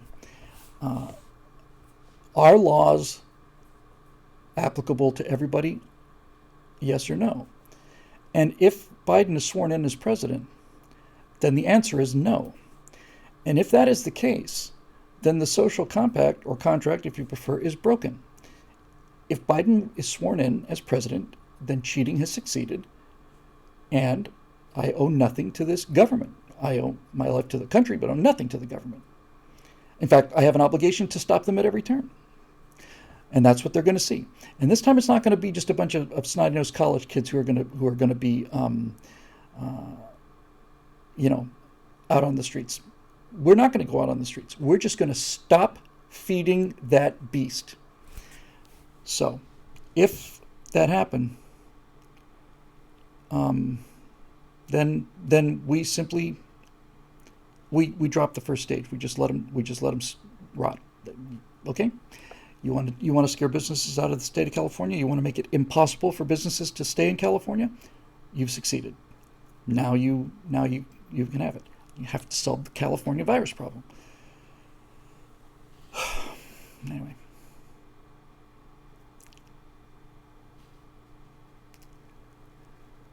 Kirk Serber. Well, that's somewhat apparent there. It is related to this red state, blue state divorce. Now that Daily Wire is gearing towards fiction content, are you looking to partner with them to get Big Bat Problems and or Aurora movies produced? Also, if you do get Big Bat Problems going, the Black Rifle Coffee Guys would be perfect to include as the ragtag group of veterans killing aliens. They're all veterans that did a zombie movie a few years ago, Range 15, and that was hilarious. They even got Marcus Luttrell and Ron Jeremy to do cameos. Answer to your first part of your question is yes, I have had discussions about this with Jeremy, and since I've known him very, very well for 12 years now, it was an adult conversation, and it was a very productive conversation. And the answer is yes. If I'm able to produce content that that is appealing to conservatives on a financial level, then yeah, they're very interested in both of those things. But he can't promise to distribute something that he hasn't seen, and that's a perfectly rational, reasonable business answer.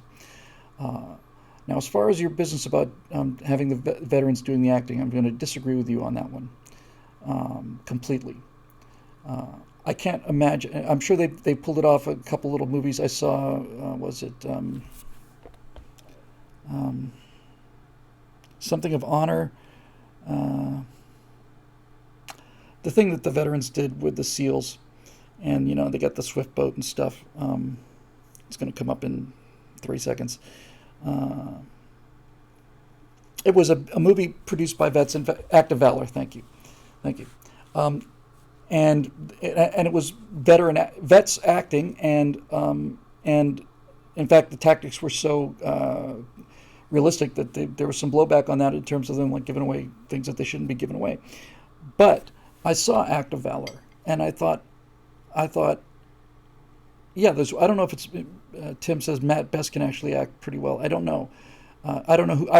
Here's what I remember about Act of Valor.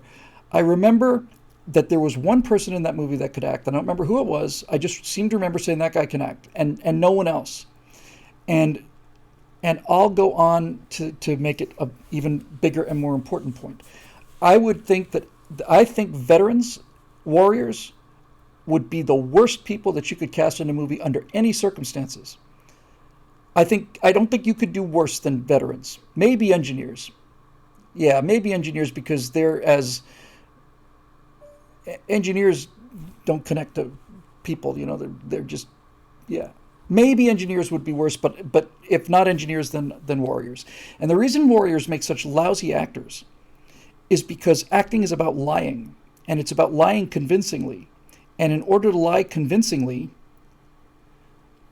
you have to have a natural looseness with the truth and with assuming other identities that warriors just do not have. That's why movies starring soldiers are bad movies. I mean that as a compliment to the veterans on the screen.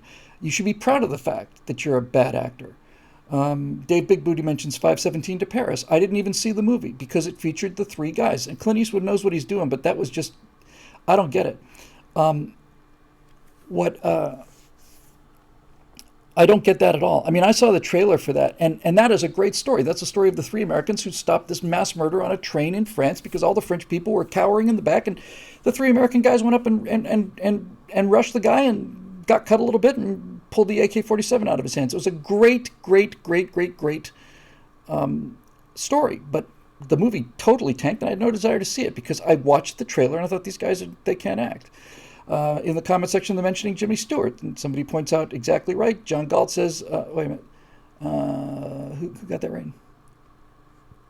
Mr. Subtle, yeah. Jimmy was an actor before he became a soldier, precisely. A couple of good veterans, a couple of good actors came out of World War II. I'm not aware of any great ones, but some good ones. But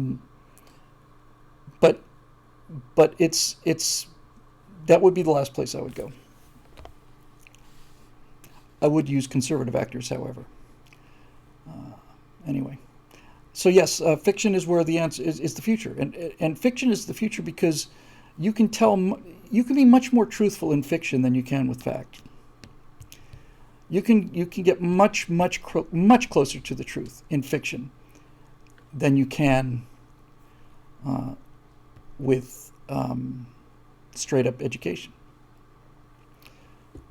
Now you have to understand what the truth is, and you have to agree not to break certain rules, but you can get much closer to the truth in fiction and reach people you need to reach.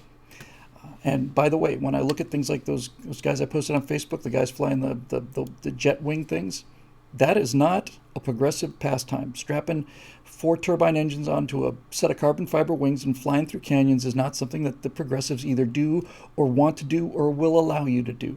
All the cool stuff is ours. All of it. Guns are ours, airplanes are ours, fast cars are ours, hot women are ours, all of it. We own all the cool stuff. How we have managed to let this thing get as bad as it has against these purple-haired nose ring toads is beyond me, but nevertheless, that's the cast. All the stuff that is fun and cool is ours. And the reason I'm excited about these science fiction movies is because the hole in the culture where Star Trek used to be is unfilled. And a lot of people are heartbroken. And a lot of people, young people, never saw the original Star Trek show. And so they never know what they missed because it looks so dated. But this idea of strange new worlds, and rooting for your own team, what a shock. I've watched the first season. I'm into 2 or 3 episodes. Been so bloody busy on The Expanse. And I have a lot of problems with The Expanse. And chief among them is their claim to be so accurate and so authentic. That's just no. I'll show you accurate and authentic. But I'm looking at The Expanse, and what do I see? You know, I just see nothing but they're making their political statement about the unwashed masses in space. You know, the Beltas. I personally think there aren't going to be any unwashed masses in space. That's what I like about space. You can't get into space and stay there unless you know what you're doing. You're not worth the fuel. So I understand this whole thing of the generations on the belt and all this. I don't get it. I just don't get it. And the great unwashed masses, and how are they living? I mean, seriously, if you've got something like Sirius Station or whatever, Eros or whatever, if you've got this population that's starving and you're just barely getting them enough food, then it's time to unload people off of the station, right? I mean, it's silly. It's just silly. And whether it's real or not, nobody knows, because nobody knows the future. The future's probably going to look as different to us as it does from the Buck Rogers spaceships. It could look more like a Buck Rogers 1930 spaceship than it does like the Discovery or the Enterprise. Nobody knows, but I will say this. What is appealing about science fiction is the idea of a future where we don't have to carry these progressives around. That's what it's all about. Starfleet in its early iterations, and the Bridge of the Enterprise. There's no racial tension on the Bridge of the Enterprise. We don't have time for that crap anymore. That's way behind us in the original Star Trek series. And we don't have to lecture people about sensitivity and stuff. You don't have to lecture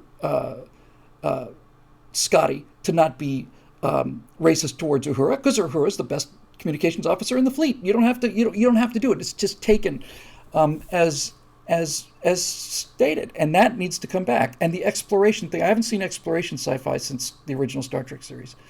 I have not seen it. I cannot think of a show where you don't know what you're going to run into this week in terms of holy cow. And I'm just starting animation now with an alien that is 50 meters tall, is extremely ethereal, comes from a planet with a very thick atmosphere and yet low G. I'm still trying to figure out how to get that to happen.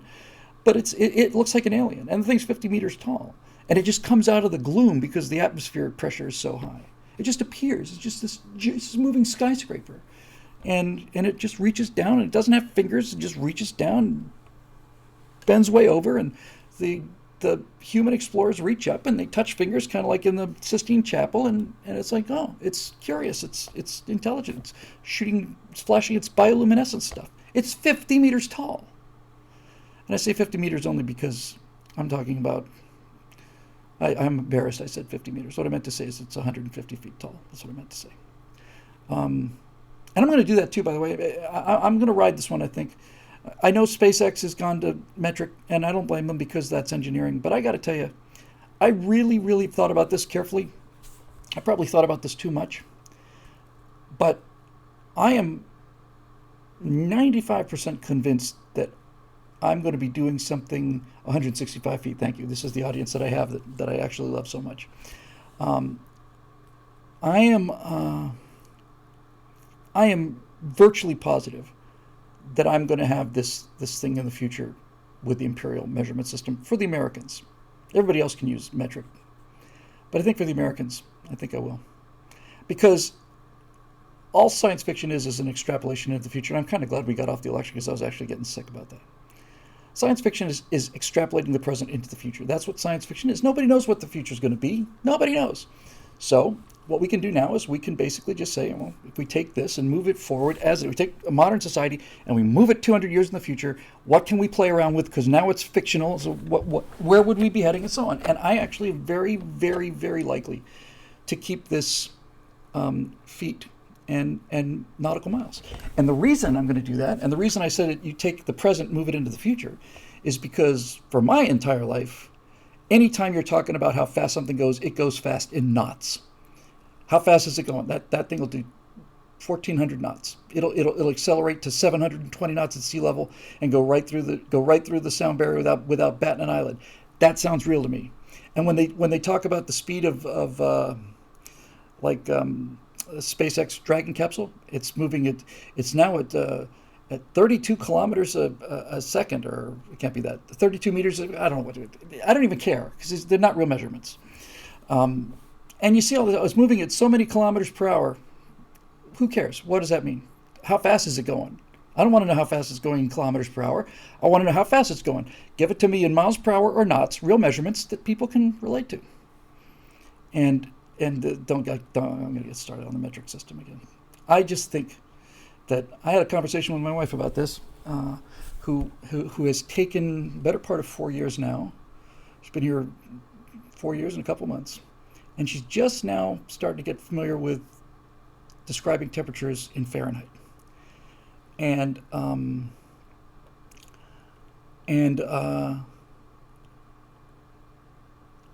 explained to her why the imperial system is a better system than the metric system.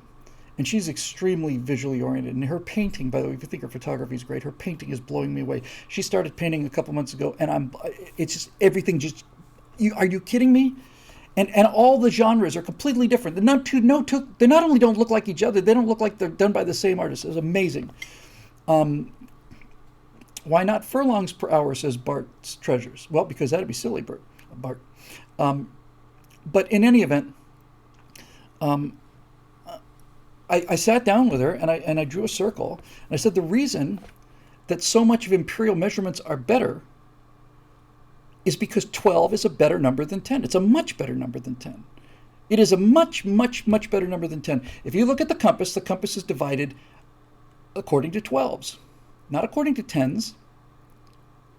30, 60, 90 degrees, right?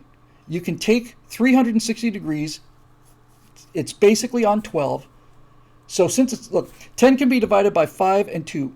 10 and 1, 5 and 2. That's how you can do 10. 12, you can do 12 and 1, 6 and 2, 3 and 4, 4 and 3.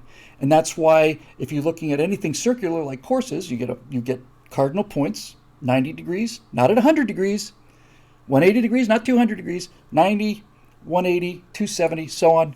And then you can divide it into thirds. You can divide it all kinds of ways. It is a much, much better way to work.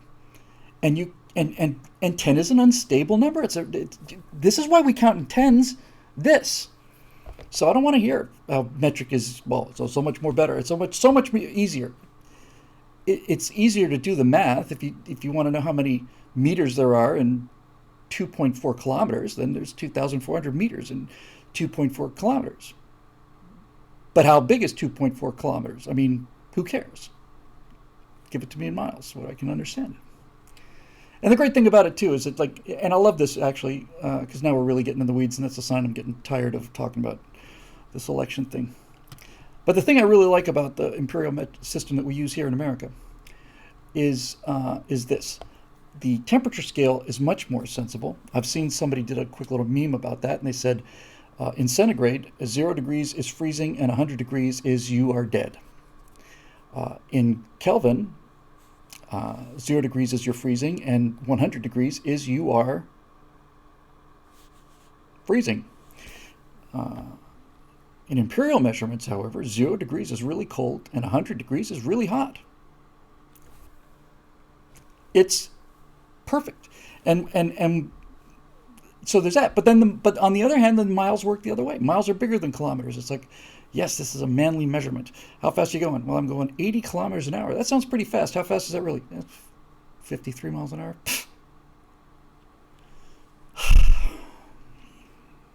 Bunch of chowderheads. Now I'm gonna since I'm off the election, thank God, because it was really starting to chew me up. I'm going to ask a question of the hive mind, and for those of you who are watching on YouTube, shame on you because you should be watching live. But this is a quick question, and then I'm gonna. GK Masterson says, "Please do my question." So now I have to do a GK Masterson's question. Hang on a minute, because he put a question mark at the end of it, and even though it was a regulation question mark, it was just so plaintive. It was so sad, and And so, please, would you please do my questions? Yes, I'll do your questions. C.K. Chesterton, Masterson. You're a fine fellow, G.K. Masterson. Yes, I saw your email. Kelly, was it? Or anyway, here we go.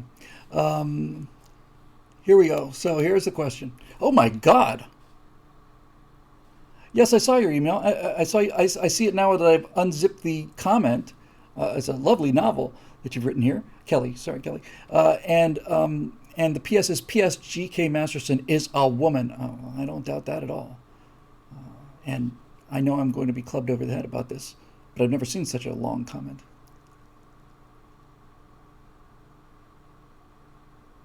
Anyway, yes, G.K. Masterson is a woman. Congratulations, Kelly. No. We're not going to switch to pity here. This is a one-off, and I didn't realize what I'd opened. A can of worms I'd opened. No, I didn't realize that.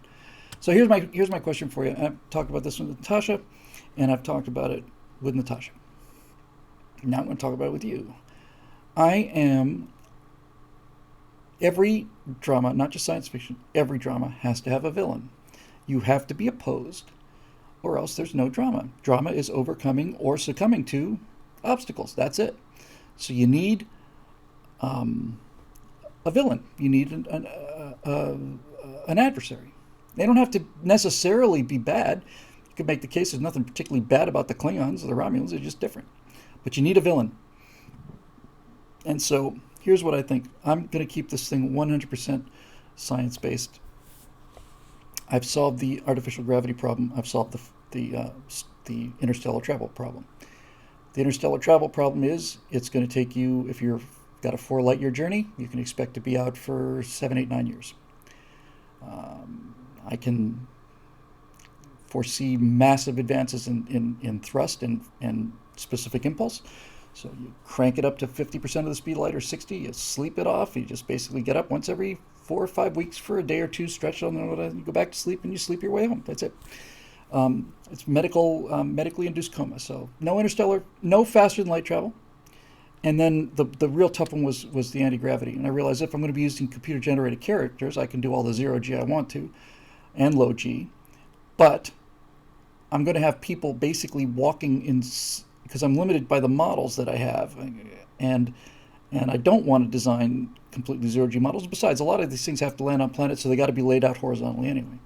And so I thought about this, and this is not what I want to talk to you about, but this is pretty cool, I think.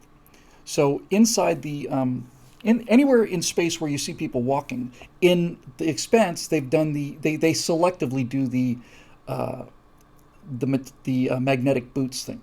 Okay, it's an attempt, but if you were wearing magnetic boots, you'd have to unstick your feet every time. Now, that could be done if you had a good enough actor. You could basically train them like a dance step so that you'd have to unglue your feet. The magnet is pulling you down. It's got to have enough force to keep you down, but it's got to be loose enough so that you can get off again. So it's like ka-ching, ka-ching, ka-ching, ka-ching, ka-ching. So they give it, they give it a tip of the hat, but they're not really playing serious with it. Now, however, I thought if you were in 0G and you wanted artificial gravity, I'm not talking about spin gravity, I'm talking about on a ship that's doing that. You do get the acceleration due to gravity, that's true, as long as you're burning on both ends. But that's not most of the flight. So what I'm going to do is I'm going to have the interiors of the ship are going to have this kind of like this matte black, almost like a black rubber thing down the center of the aisle, and that's where the gravity will be. Velcro is the same problem, Martin. You still have to unstick it. If you watch the 2001, you'll see that the actress that they got to play I almost said flight attendant, play the stewardess in the Pan Am Clipper. When she goes around, they trained her to unstick her feet. Now, if she's really wearing Velcro, then she has to do it. It's not suction cup shoes either. Here's what I'm going to do. You're going to have this black thing here, and I'm very seriously thinking about a black thing overhead and black things on the side as well. And what they're going to be is they're going to be extraordinarily precise and extraordinarily delicately manipulated magnetic fields. And everybody is going to wear basically, it'll shrink on them. You just get when you get up in the morning, your underwear is you climb into this jumpsuit, and then you touch a button or you don't. It shrinks to conform to your size. It's made out of got enough iron in it, and then a computer is constantly adjusting the magnetic fields on the bottom, on the sides, on the top, repulsing some and so on. And it is using extremely advanced algorithms to make you feel as close to gravity as you could. Now, it still wouldn't feel like gravity because your guts would be weightless and so on. But you would get exercise, for example, if you had to get out of a chair, stand up out of a chair and walk down the hall with a magnetic system, you would be able to you could dial in the gravity on the ship. You just tell the computer make it 2Gs. You got to get 2Gs worth of energy to get out of this chair in my magnetic suit. And if it turned out that if you were sensitive enough, this is just an engineering problem, you basically could do it. And one of the things I'm thinking about doing, because I love the idea of writing commercials for the stuff in this future series. I love it. And what I want to do is I want to have a commercial for the guys that manufacture this artificial magnetic gravity thing. And I want to have them floating in space, and there's the corridor and stuff. And I want the guy to have like a jar full of iron filings. And I want him to pitch them into this thing. And they'll float weightless like that. And then the guy snaps his fingers, and the things just assemble into something that looks very much like the rough outline of a human. And basically what he's saying is, here's the resolution that we're able to achieve with the GX2000. Now, 2 years ago, we couldn't get any better than this. It's more of a blocky kind of thing. But we've been refining the technology, and then the iron filings in real time in the air begin to become more and more and more closely tailored to the human form. He says we still got a little ways to go, but right now our magnetic manipulation capability is that refined. And we're working on it all the time. So buy the GX2000 and the other guy's product is garbage. And then you go. So I don't know. It's a better shot than the magnetic boots thing, which I've never particularly bought. Anyway, so here's my question. You need an adversary, you need a bad guy. I am convinced that given the total number of stars in the universe, anything can happen. Given the total number of stars in the universe, you practically have an alternative society where everything is the same as this planet except the Coke cans are blue. So with that said, I think we are going to find life everywhere. I think we're going to find intelligent life relatively frequently. And we're not going to find any technological life. I mean, any. And when we finally do come in contact with the technological alien species, the chance of it being at the same level of tech development as us, like the Klingons and the Enterprise, they just came out with a new model. Well, chances are pretty good that when you contact each other, one of the two species is going to be millions and millions of years older than the other one, and so it's going to be, Now, I am going to play around downstream, maybe in season 2, with visual apparitions that are impossible, that these guys are going to see impossible things happening. And being American scientists and explorers, they pretty quickly figure out that the only possible explanation for this is that it is a multidimensional creature that is passing through our world intentionally. And so if I ever do have aliens in this thing, I'm not sure I will, but if I ever have aliens, they're going to be aliens, technological aliens. Lots of other, we have water planets, and we got a bunch of all cool, really, really cool looking stuff. In fact, real quick, since I have them right here, here's the alien. I told you about the alien that would be, I erroneously said it was 150 meters high when I meant to say 165 feet. I can show you what the model for that looks like. And remember, at least so far, I've not been able to commission my own models. I have to go shopping. I have to look at thousands and thousands and thousands and thousands of models to find 4 or 5 good ones. But this one I like a lot. So here's my 165-foot tall alien. I didn't realize I had him here the whole time.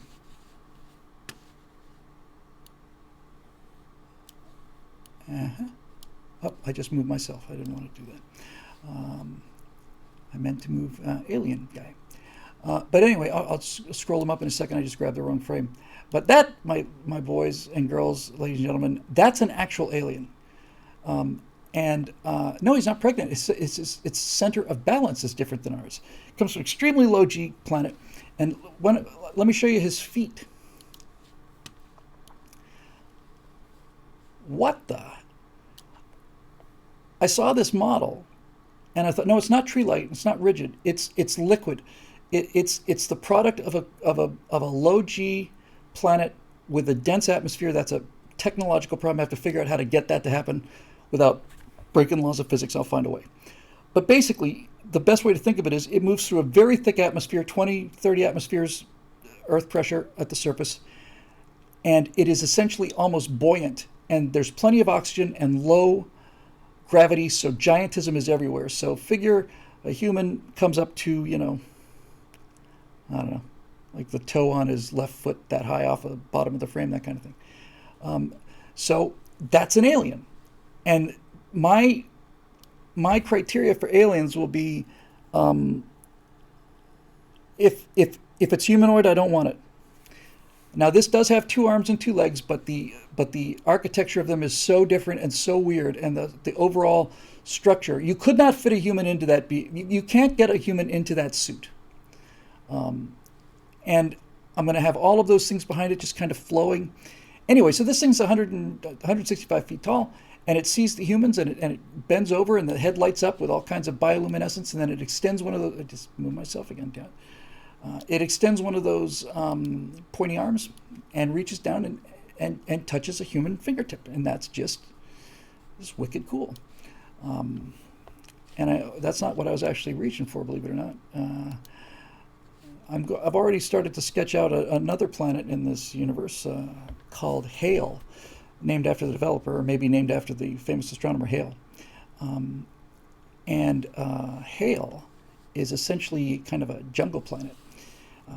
It's got a type F star, which means more ultraviolet,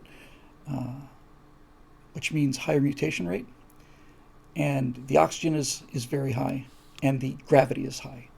So if you get high gravity, high oxygen content, and a higher mutation rate, you get a jungle planet, which is cool. But what's even cooler is you get a jungle planet that is nothing but the worst, most deadly carnivores you've ever seen. And since they're on a high G planet, they move much faster than we do. People often mistake those two things. They think that you'd move faster on a low G planet. Well, we would move faster on a low G planet, but the creatures from a low G planet would move slowly. And the best way to think of this is if you had a creature from a 2G planet, it would have to move twice as fast to catch a coffee cup that you knocked over. So, so here is completely different planet. I'll just show you a couple of models just real super quick. I think they're fun. These are commercial models. I didn't commission these, but I'd like to in the future. But these are good. And the reason I like these is because they all look like they come from the same planet. And they do. Where did it go? It's here. It's in a folder. Hang on a second.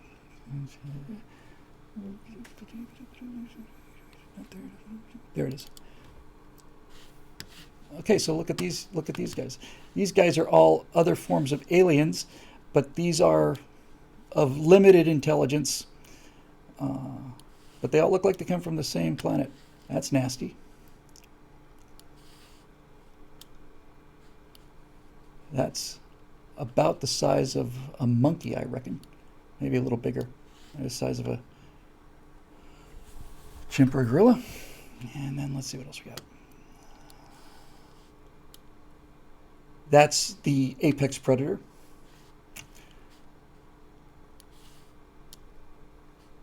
I'm debating that one, but I'm kind of inclined to like it. That's relatively, maybe 3 foot high, kind of a low level, kind of a raccoon, kind of a, niche. And then, hang on. That's the most intelligent creature on the planet. And that is just nasty, nasty, nasty. And the great thing about writing, that's the only kind of herbivore you find. And the reason I know that's a herbivore is because it's got spinal protection. cactus. Yeah, that's another creature. So I'm thinking, since everything looks like carnivores, how do I get away with that? Well, one thing I could do is I could have the plants produce something that comes out and kind of, instead of being like nice little leaves, whatever it uses as photosynthesis comes out in the form of very leathery pods that you have to rip open with your teeth, and those would also be good, and drink it like it's like giant sacks of syrup. So everything there is deadly. And that's why I named the planet Hale after the famous astronomer Hale, because it's a green planet. It's going to be named Hale, but everybody who goes there is going to remember to call it hell. They'll call it hell. Where are you going? We're going to hell. And it's hell. It is hell. It is nothing but nonstop murder. That's all it is. It's just nothing but apex predators that move very, very fast, and a deadly, horrible place. And I remember Traveler 2300, there was a couple things that I thought were really believable. And one of them was these guys live on this planet where there's just kind of like these, kind of like a flying predator, not a real threat to anybody really, but to little children and old people and stuff. And they'd say that the colonists, whenever they would see one, they'd go out of their way to just kill it. If they had to cross the street or if they had to swerve some distance to run one over, they just killed them whenever they would see them. And I thought, well, that seems a little extreme. And then I realized, no, these things are killing their kids all the time. They're preying on the humans, so they just don't want to get them. So these are aliens, and I can have fun with those, but I don't. But those are not adversaries. And what I've come to believe is very simple. The reason that there are very, very, very, very few technological societies is not because planets like Earth are rare, but because planets like Earth with a moon like our moon is nearly zero. It's the moon. The moon is the reason we're here. I want to do a whole stratosphere on this. The moon is the reason we're here. Not only does it prevent a lot of catastrophic asteroid impacts, much more than you would think, by the way. The moon doesn't just take the hits that you see on the moon.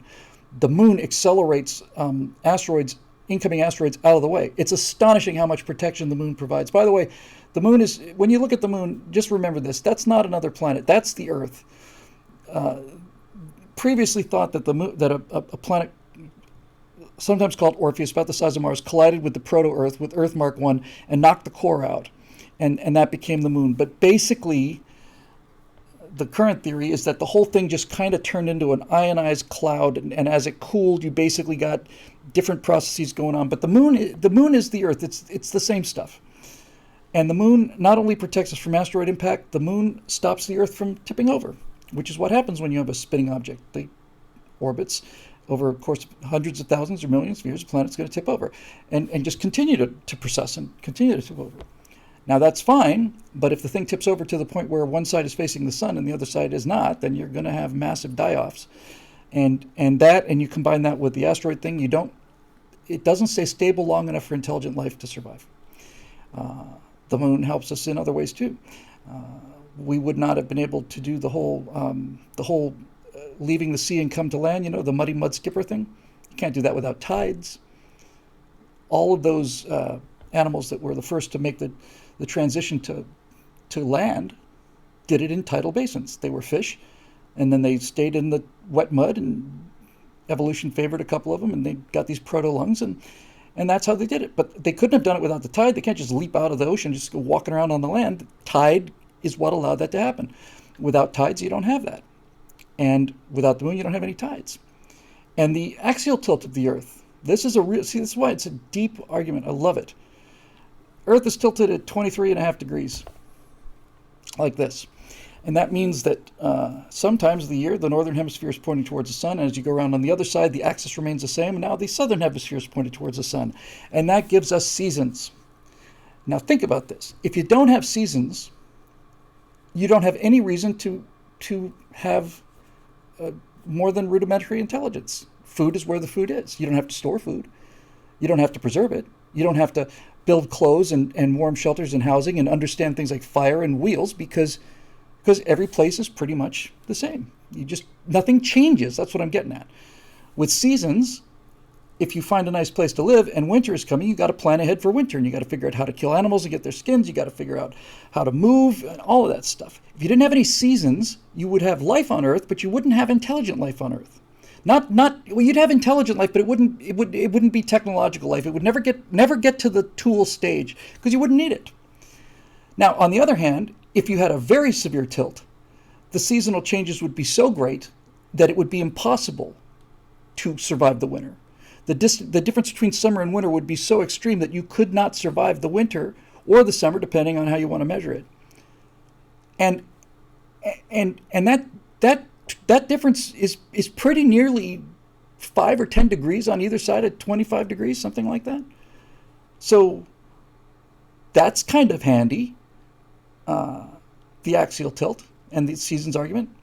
And then finally, as far as the moon goes, I am convinced that looking at the moon is what started people's imaginations, and I am 100% convinced that I don't need any. This is nothing but evidence that civilization, as we understand it, is a result of solar eclipses. That there would be no mathematics without solar eclipses. All of astronomy and early astronomy and astrology, all of it is trying to predict the future, but mathematics came out of the desire to predict eclipses. Certainly in Central America it did, and in other places too. And having seen a solar eclipse, I finally understand that. Once I saw a solar eclipse, I said, I got to see the next one. And so again, the moon. And without any of these things, you don't have any of it. So I don't think we're going to run into a civilization out there. And if we do, then it's going to be either so far behind us or so far ahead of us. It's going to be either an animal or a god. That's it. So what do we do for an adversary? I have an adversary in mind, and Tasha doesn't quite agree with me on this, but she's a better person than I am. I think that the adversary ought to be China. That's what I think.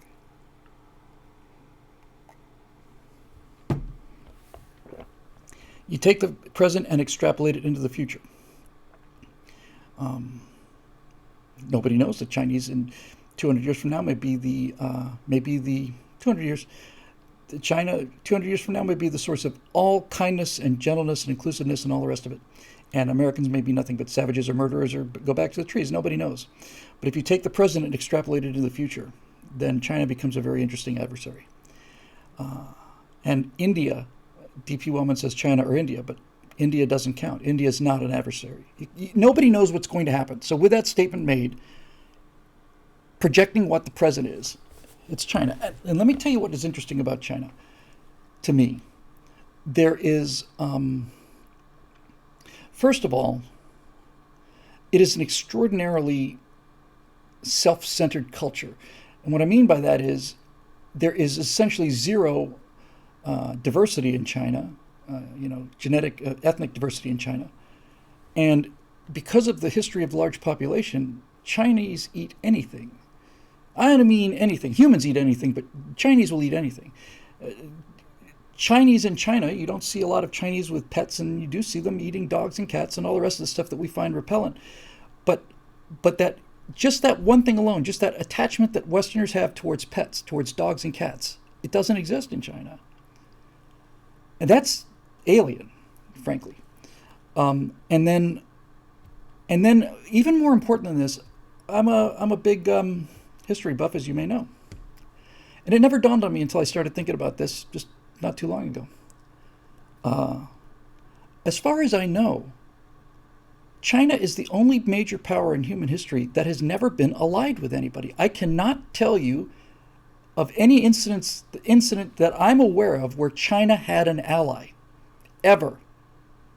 I don't believe I've ever seen it. That's remarkable. It really is. Russia's had allies all throughout the Great Game and so on. Astronaut says they were allies in World War II and so on, but they weren't really our allies. They were just a battered down population. By the way, the people that were our allies in World War II are now on Taiwan, and I'm not talking about them. And same thing for Korea. They were aligned with the Soviet Union, but they were never allies. They never fought side by side. In fact, they started fighting each other way before they started fighting side by side. I don't think that they've ever had allies. And I find that really remarkable. And I don't know that they certainly don't have any allies today that I'm aware of. I mean, the U.S. has spun the strongest web of alliances in human history. I mean, we are allies with virtually everybody on the planet, with the count the exceptions on one hand. And and I just find that interesting. Now, that doesn't make them into monsters, but it does make them into aliens, and it makes them into aliens that are understandable. You can take modern day Communist Party China and their militarism and their expansionism and the way they treated this Wuhan virus and the way they treat their own people, and you can extend that forward into the future. And what you get is you get a colonial power like the United States would be. We're a colonial power. I'm going to call this series the colonies, unless I change my mind. So, oh, hi Cynthia. So I'm not trying to say that we're made out of gold and they aren't, but I can see that if you were competing with China, China would fight with a different set of values than Westerners would. And I think that China would be what China is now, and that is they're looking out for China, and that is all. Um, uh, John Galt says we should have an enemy that's a progressive climate change, not rooting for our demise at the fangs of those nasty species committing sabotage, blah, blah, blah. And my original Aurora script had that, but they're not much of a threat because those weenies are never going to get into space. We have to have people that are competent, and confident. And Jodaba says China and Pakistan are becoming close allies. That may be true, but I guarantee you one thing, and that is you will never see them fighting on the same side on the same battlefield. So it's interesting. It allows you to treat them as they behave now. It doesn't mean that you turn them into monsters or cannibals or anything else. You turn them into Chinese. You turn them into people that certainly act as if they are the only real people in the world. And I don't know how else to put it, but that certainly is the impression that I get from them in terms of their culture and in terms of their history.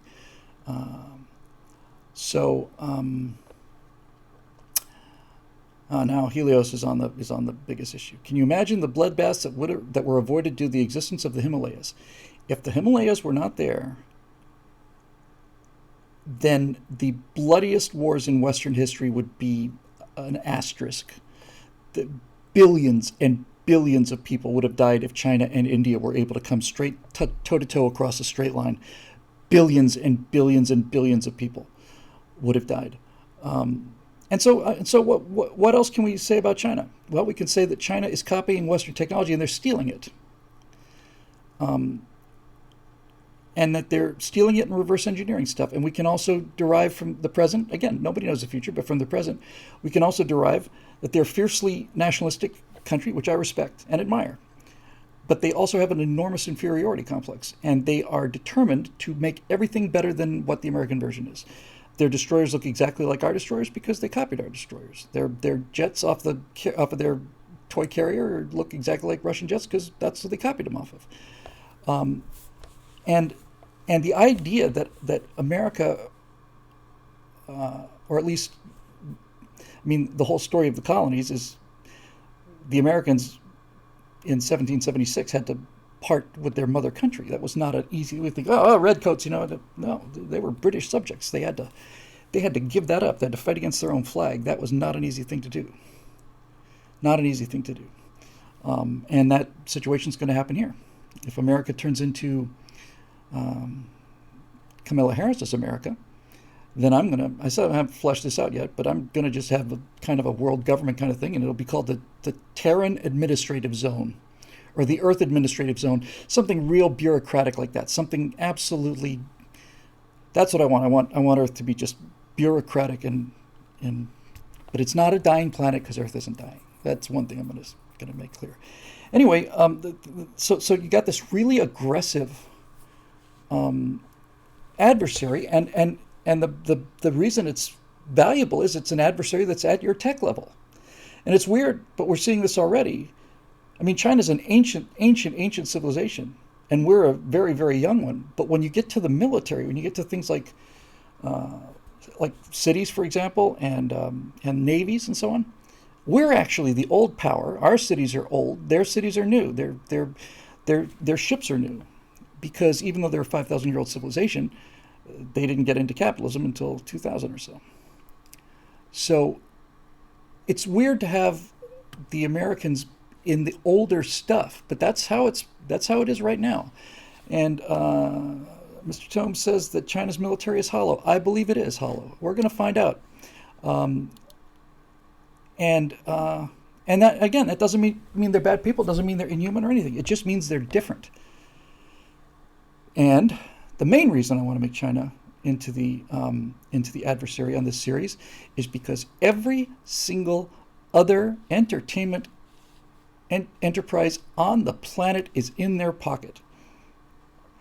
They own them, and the Chinese Communist Party will not allow American studios to make an anti-Chinese movie. They won't allow American basketball coaches to make a pro-Hong Kong statement, or else they just shut down the NBA in China. And the NBA gets down on their knees and kisses the money. Kisses the money. Sorry, we're very sorry. We didn't mean to speak out on the cause of freedom. We just lost our heads. We apologize. We really apologize. Please continue to pay us. So I don't have to. I don't have to. I don't work for them. I work for you and for me. And right now, China's a threat to this country. It's the biggest external threat to the country. It pales in significance to the progressive threat, but right now, it is it. And here's something else about China.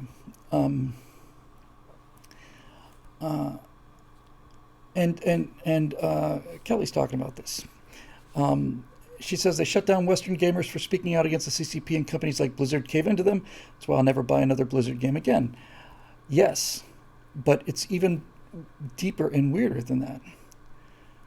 I have heard, I don't remember exactly how this goes, but I have heard that, well, first of all, the Chinese People's Republic Army pays tens of thousands, if not millions, of Chinese citizens to do nothing but play Western games and be on the web and argue in comment streams. And I know that back from 2001 when that American reconnaissance plane got rammed by that incompetent Chinese douchebag and had to land there. But I've heard that what they'll do is that the Chinese players will get basically all the hacked cheat codes. And when you've got the cheat codes, you're invincible. You're literally invincible. People shoot you, and you just don't take any damage. And every time you shoot, you hit the person in the head and kill them.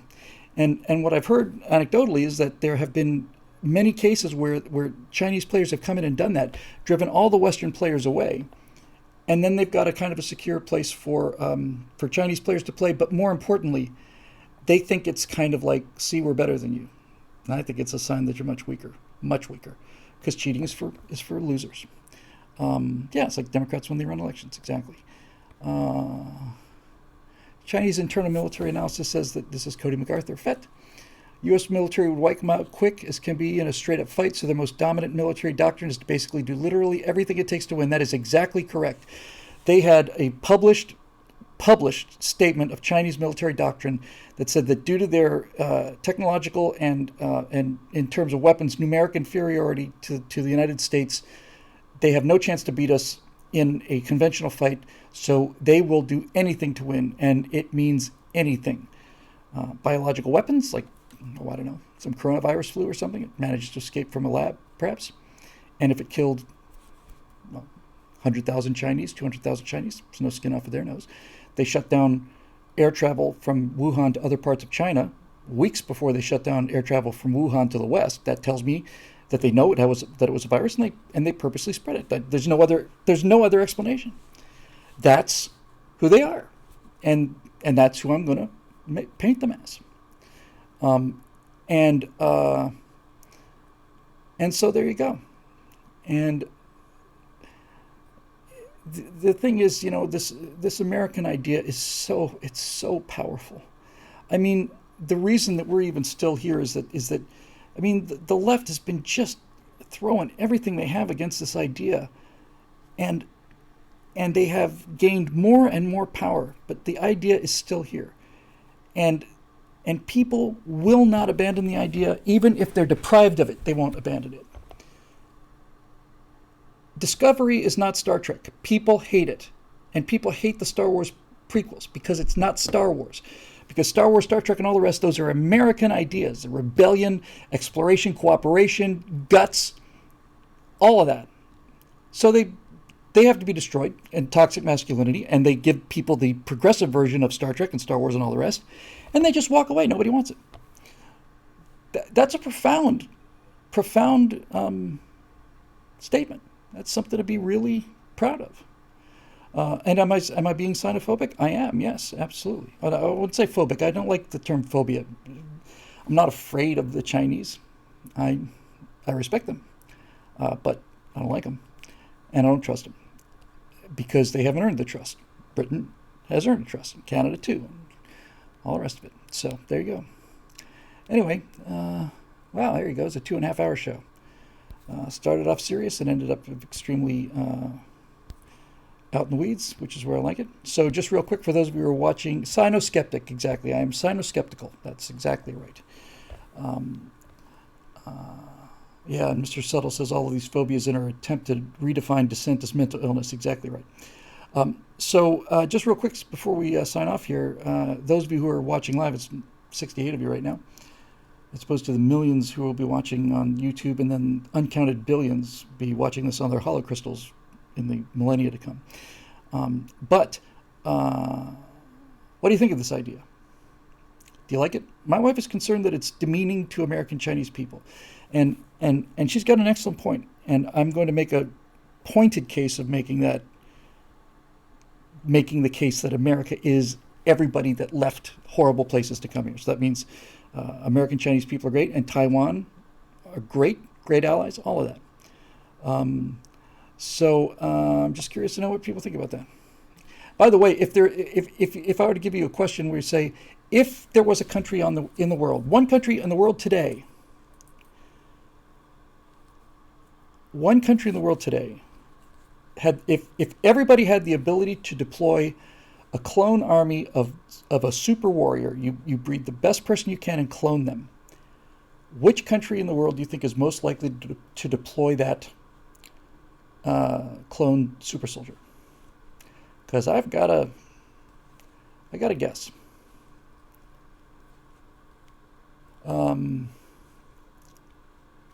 Yeah.